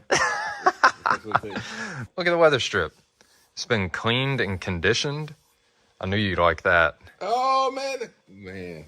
I'm going to say, for anybody who has seen this car in person before they had before this happened, you're going to be shocked. Because it looked really good for a 1 million mile car before. Yeah. That's the thing. It just looks really good for a car now. I'm thinking you take this up to the Lexus place and trade it straight up for a new one. Straight up. I don't know, man. I think this is an appreciating asset now. Straight up. That's what I'm saying. Like, I think this one's... 500. I'll give you the 400. We call it. Just go for the 500. Because this got to be it. And it's got the gold package. It does have the gold package, which I'm obviously there's still a few little things I got to finish up here, but all right. If oh no, his wheels are turning. If you haven't seen a car get painted this sort of pearl tri-coat over again before, then you need to see this car. If you saw this car before and now you see it with this new pearl tri-coat on it, like, it's not going to be, you're not going to be able to comprehend how much better it looks. Oh, for sure. I mean, This is what this tri-coat's supposed to look like. And this is PPG Deltron. We got the good stuff, so. I actually think this looks better than factory because the clear coat's better. Because I'm looking It at is. the side. The clear coat on these was never that nice. We need to clean and condition this weather strip, but dude, before, like, remember all the peeling right here? Like, we had to jam this out and paint all the jams because if we didn't, all that was going to fail and ruin our paint job. So everyone's going to want to update on your Mark II Supra. So what happened with Bring a Trailer? Sold on Bring a Trailer. Supposed to get picked up in the next couple days. And yeah, it's time to say goodbye, I guess, today. And That's a sad day, man. you just can't own every car. Well, this car's kind of dead, so we got to push it out of the way to get the Supra out. All right. How depressing is that? It died. But it looks good. Have you ever had this happen where you fix one thing and then something else breaks? Yeah, it won't start. It just spins over. Wait, what? Yeah, I think if the ECU died or fuel pump or if the engine's just smoked. I don't know. But it just, yeah, dude. It sounded horrible. Like, so it ran when Jay got it. It's Jay's fault. Jay killed the $1 million Lexus. Since I suspect the car is not getting enough fuel, I decided the easiest thing to do is have a peek inside the fuel tank, see if the fuel pump is submerged in fuel. And I need to make sure there's no rust inside the tank before adding more fuel. I broke the seal. It smells raunch. If you know what really old fuel smells like, this is it. You probably smell it through the camera. Let's see what we got.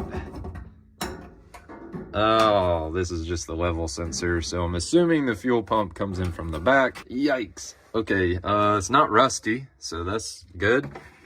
Let's see if there's any gas in there. There's the fuel pump, and I cannot get the camera in, but the bottom is submerged in fuel. There's actually a lot more fuel in there than I thought.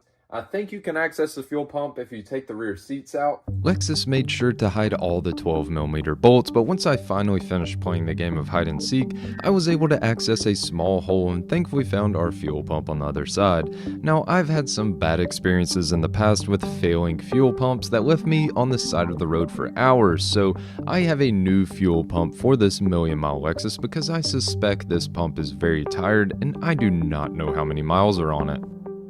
So look at that. That nut is not tight. Let's see, this might... Wow, that is hand tight. I am very happy that I took this fuel pump out. It didn't have a good connection to the power. This is the main power going to the fuel pump. And then the main feed responsible for all the fuel pressure has a hole in it. Holy cow! Having a ruptured hose on the one and only fuel supply line to the engine and a bad electrical connection to the fuel pump explains why it stopped running. The fuel pump has to have roughly 50 pounds per square inch of pressure in order for the fuel injectors to properly push the fuel into the cylinders. Look at that. I think this explains why it was coughing when you tried to start it, like it was being starved of fuel. And this is submersible hose. That means it's rated to go under fuel. And here is our brand new OEM fuel pump that should take us another 1 million miles. Oh, this line is like made of jello. Having the proper fuel line that is rated to be submerged in fuel is an often overlooked step when replacing a fuel pump. And I also make sure to use the constant tension spring clamps instead of worm clamps so that as the fuel line gets older and softer, the clamps will always have tension on them, unlike worm clamps.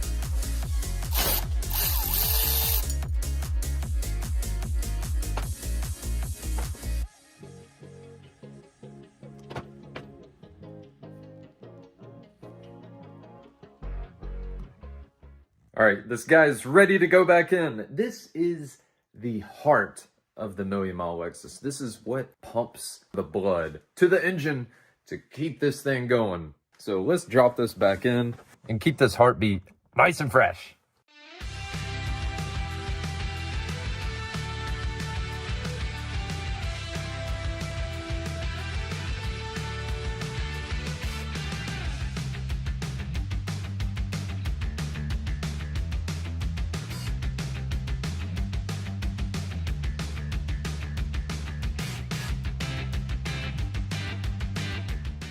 All right, the new fuel pump is installed. I'm gonna see if it'll crank up this time. I'm gonna let the fuel pump prime, just to get any air bubbles out. Little nervous? Yes! I did not kill the million-mile Lexus! It's alive! Oh, it cranked right up.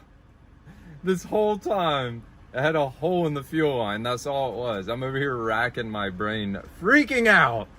Man, I've never been so happy to hear this car crank up. I did not break the million-mile Lexus. It's back to running smooth again.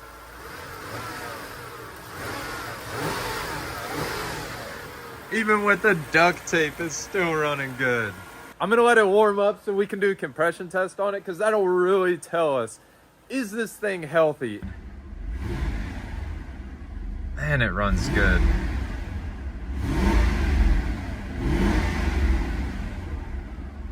And yes, I saw your comments. I did adjust the hood bumpers up, so it looks way better now. I take a moment to put in some fresh fuel and check over all the lights to make sure everything is working. And now it's time to remove the air intake ducting and engine cover so I can access the spark plugs to perform our compression test.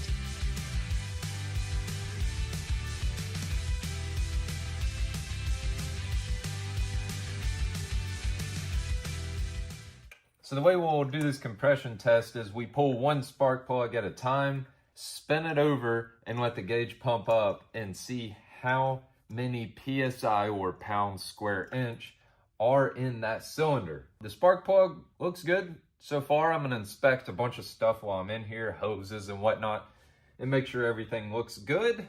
I pulled the fuel pump and spark plug fuses so that way we're not sparking, the engine's not gonna try to start.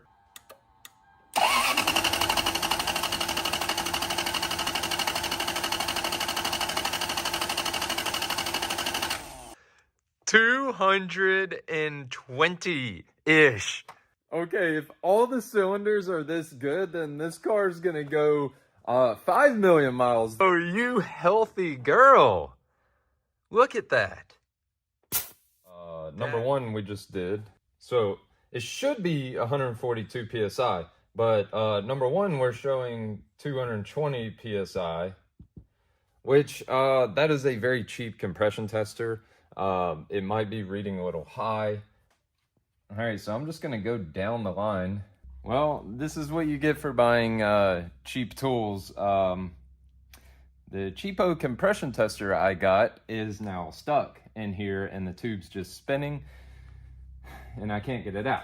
I don't know what else to do other than just yank this hose off.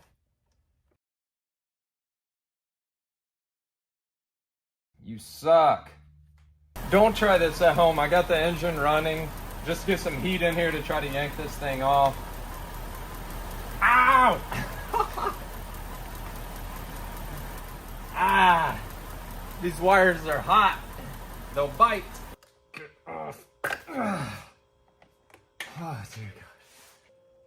Well, now we have the adapter stuck in there. I got a 12-point socket. That way there's more teeth to try to bite onto it. Well, I got it loose. I didn't have to hammer anything on. It's like brass or copper, so the magnet's not working. All right, it won't come out, so I'm gonna crank it up and hopefully it's got enough compression to just shoot it out.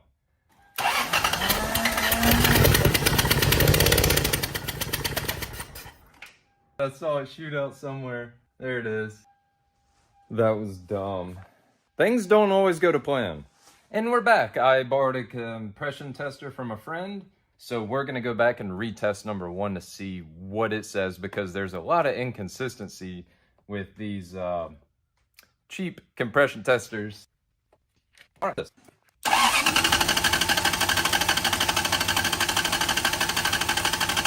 All right, this one's saying 140. So as you can see, that's a huge difference in these compression testers. So that's still a very acceptable number. Actually, this might be closer in line. I believe This one's more accurate than our other one because I don't think there's any way that had over 200. Now we want to make sure they're all around 140. If they're all around 140, we can all drink champagne and celebrate. Now that we seem to have a more accurate compression tester, I move forward with testing the rest of the cylinders to see if an engine rebuild needs to happen on this well-used Toyota 1UZ engine.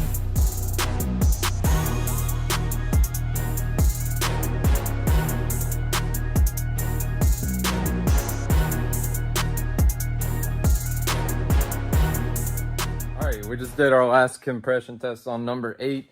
We are actually looking really good. So they all are within 10%. These two are a little low. That's probably like 10.5, 11%. But there is no reason to open up this engine. This looks healthy.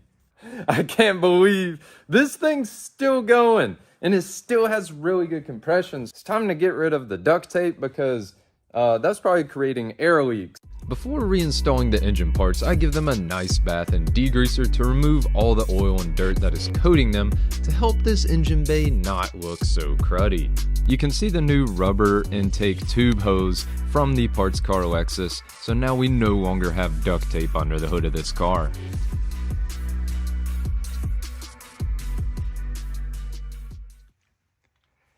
First drive in the million-mile Lexus! Ready? Let's go! Alright guys, time for the first drive in the new million-mile Lexus. Woo! Let's go! Oh, yes! Oh, this car is so good. It's so smooth. Everything is working. The throttle feels perfect. The beast is awakened. The million-mile Lexus lives on. That a girl, Millie. That a girl. What better place for a test drive than a racetrack? Mid-Pond Raceway. Let's see how this thing does in a real driving environment. So obviously the suspension is very soft, which is quite nice. It feels like a boat. I'm the captain of the Titanic! This is not a fast car, but it does have some pep to it. I'm just blown away. This is the coolest thing ever. You know what? Let's open up the sunroof, shall we? Freddie, you're gonna love this car. Like, this is the ultimate daily driver. Oh, so much body roll.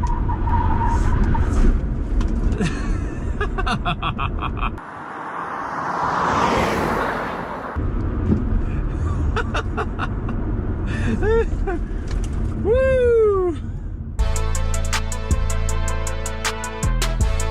First thing I'm going to do is change the oil, and since this engine has more miles on it than Taylor Swift's private jet, I figured it's worth using top of the line oiling. I'm very excited to show this to my friends at the Lexus Collision Center because I used to work there, so I'll be stopping there first, then we will take it to the Lexus Service Center.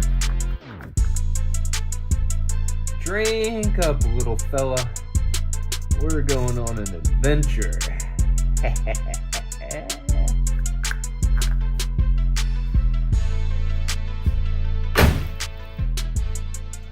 So one very small but very important detail is the center caps on this car are off the parts car, and it needs to have the gold center caps because this is a gold badge car.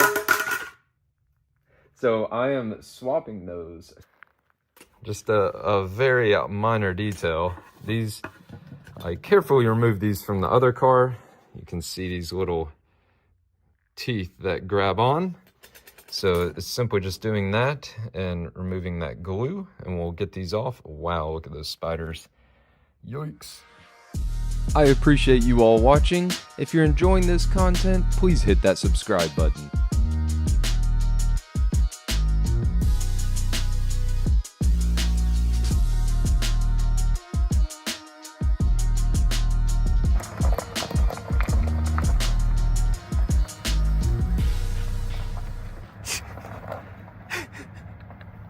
Is this an Austin Powers movie? Yes. Okay. This is a go-kart. Ladies and gentlemen, I am loading up the Million Mile Lexus to take to the dealership to, well, we're going to see what they say at the Lexus dealership. Maybe we traded it on a new LS and really make Freddie mad. Or, I don't know. I want to see what they think about my bodywork here. Oh, thanks for filming, David. Show your face. Hi, friends.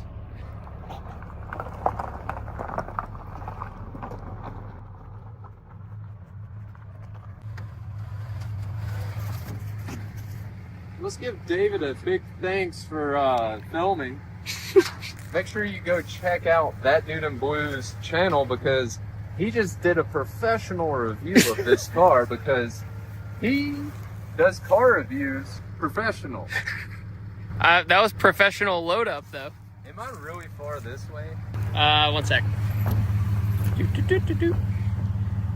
That's not so bad. It's actually really gorgeous, man. You killed it. Will your camera or my camera do this justice? Your camera will probably do it more justice. If you want to see the depth of this paint, go check out David's video. It's probably better than mine. No, you can really see the pearl even with this. Okay, that makes me feel good. Is this what Lexus owners wear? Pediatrician. Yeah. Or a pediatrician dentist, you know.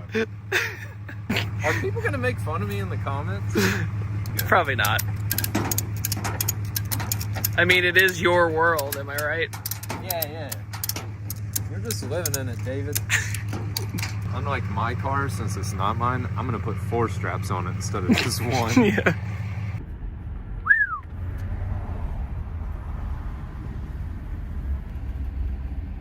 This is all the dealerships.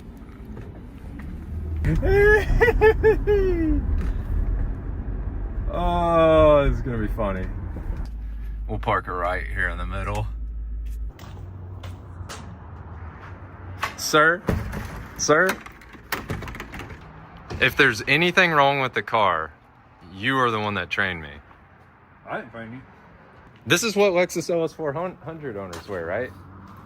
No? Not with those shoes. Let's pick this car apart today. I didn't get the shoes right. Paint job looks good. Dude, that looks nice. What you think, bro? That looks good. You didn't know these cars were cool, did you? You're too young. Would you drive it? Yes, 1000%. All right. Thanks, dude. I gotta say bye to it tomorrow, though. I'm really sad. Oh yeah, it's gotta go, huh? It's gotta go back to Florida. Sir, I understand you're the head of the paint shop. Yes, I am. I would like for you to inspect the paint and bodywork on this. This guy knows his stuff. It's smoking. Somebody brought the gabagoo in this thing. The gabagoo? Yeah. We did the jams. Look, this is what paint guys do. They feel for tape lines. The edges. We had Dave's Auto Glass remove the rear glass so we could properly get in there. You know, there are like 9 layers of paint on this rear bumper and stuff. Yeah. No, not rear bumper, the car itself. And the whole car, yeah. Oh, this thing turned out really nice. Did you paint these cars when they were new, when they came in? Mm-hmm. Yes, I did. Dang. Painted it all the time.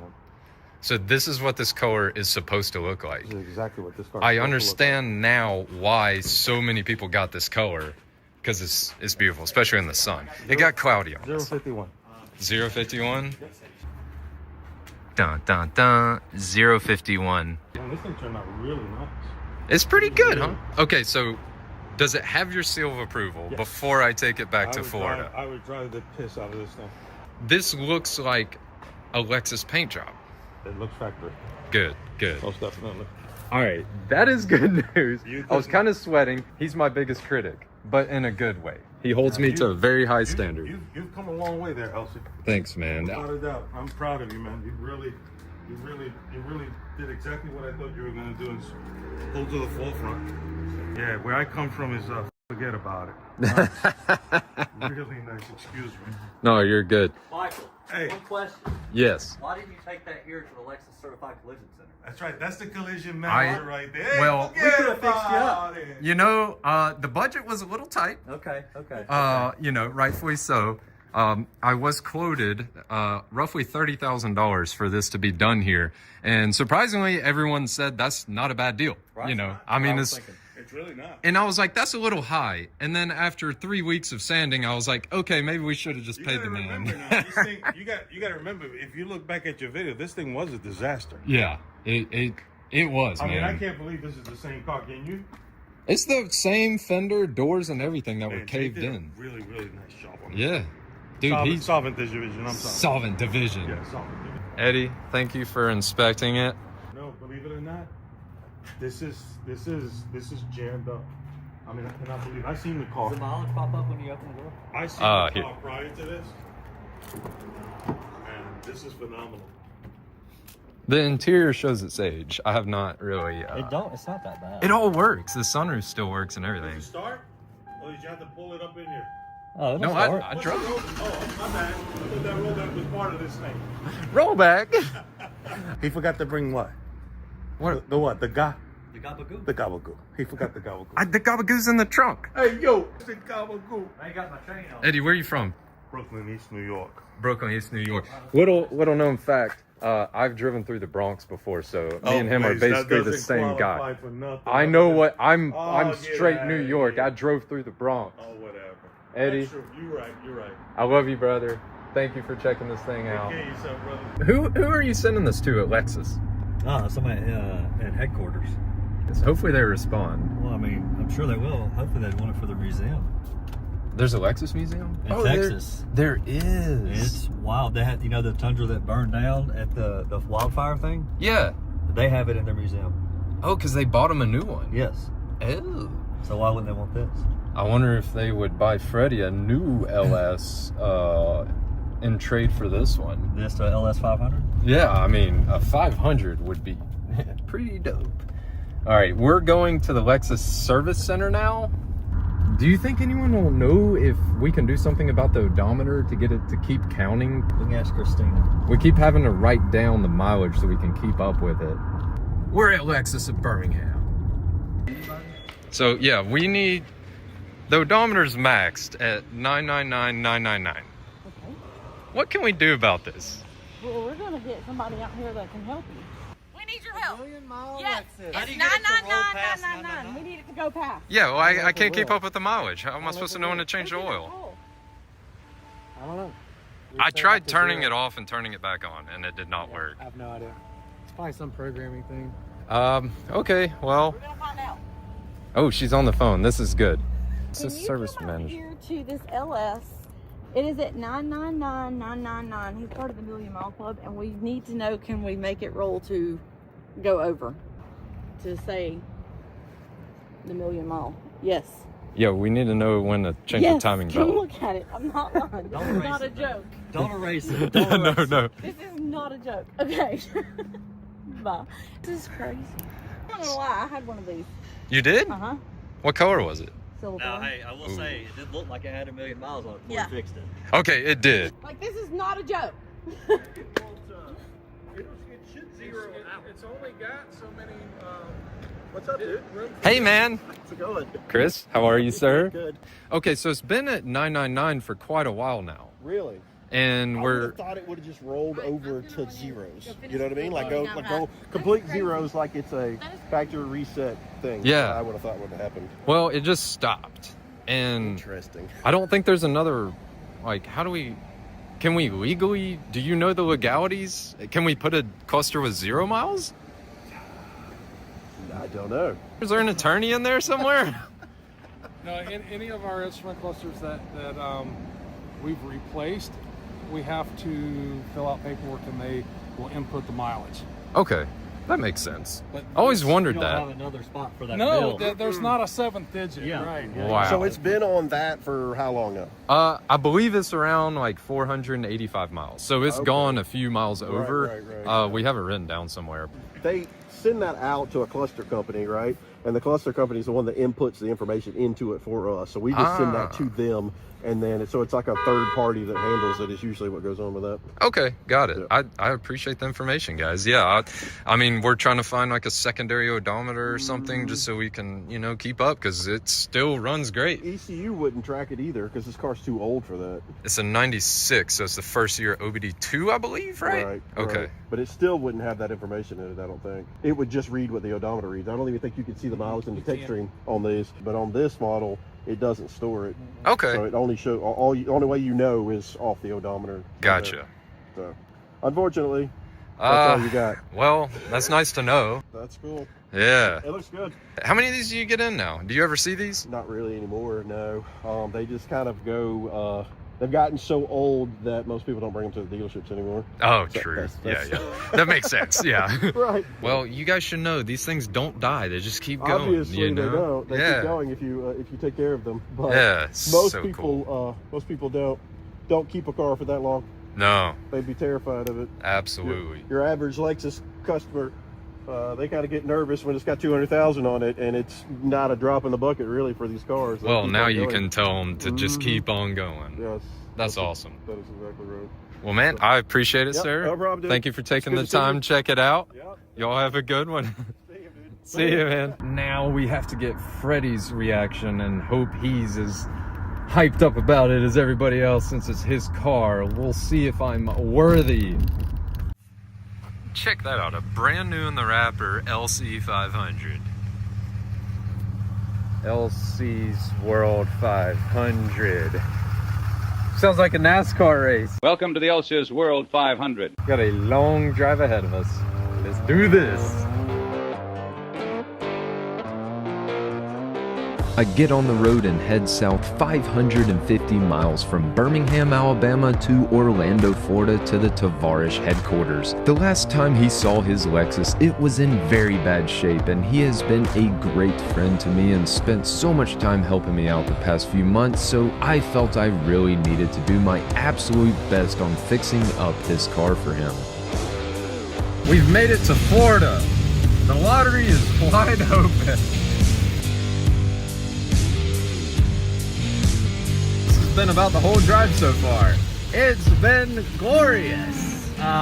Great weather. It's gonna be a little filthy when we get there, which is very disappointing because I just cleaned it pretty decently.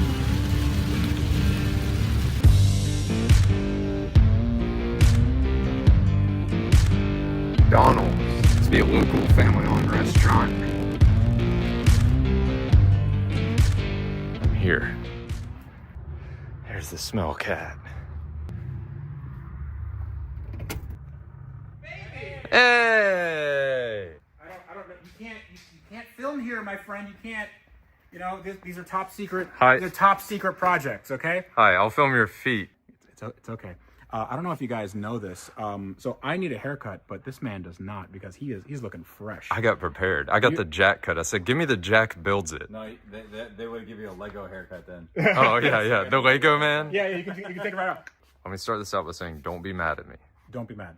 I went to the Lexus dealership, and they kind of did a little thing with your car. They did a thing. Okay, what did they do? We don't have your car out here on the trailer, but I brought something. What? I'm kidding. It's the car. Did they want to take it back? They're like, there's no way. I can't let you leave. It's the worst car I've ever seen. It's under a car cover, so you don't know what it is yet. Oh, I wonder what is it bigger than is it a puppy? Is it a puppy? Dude, Is it a puppy? There it is. Wow. I had to park it in the sun so you could see the pearly white. Is this OEM paint? It is OEM, colored, everything. This looks amazing. It got a little dirty because there was a lot of rain Come on on, it. man. Oh, Hey, thank you, man. so much. Thank- This is amazing. Thank you for letting me work on this thing. No. Here it is. Holy crap, man. I am blown away does not even Did you fit? What happened to the headlight? The headlight was like in. Yes. We had to do a little pulling around. We had to do a lot. The grill's off the parts car, but the gold emblem was swapped over. Oh my God. That's the same front bumper and the same fender. That's the same bumper? That is the same bumper. Everything fits great. It's okay. It looks like $1 million. $1 bucks. It looks like 1,000,000 miles. Pun intended. I hope not. I hope not. Dude, you did an amazing job. And I left the tiger paws on it. Oh, I mean, you got to leave the tiger paws. I mean, the tiger paws. That's Yeah. Holy crap, dude. This is it, man. This is your car. I cannot believe that this. So, you know what we're gonna do? What are we gonna do? We are going to, on my channel. Yes. We now have to do some mechanical work because the car needs a few things. Right? I noticed that, So, but the body work's done. The body work is done. So we're gonna do some mechanical work. We're gonna do some interior work, and then I think this might be a little sneak peek. I think we should set a cannonball record in this.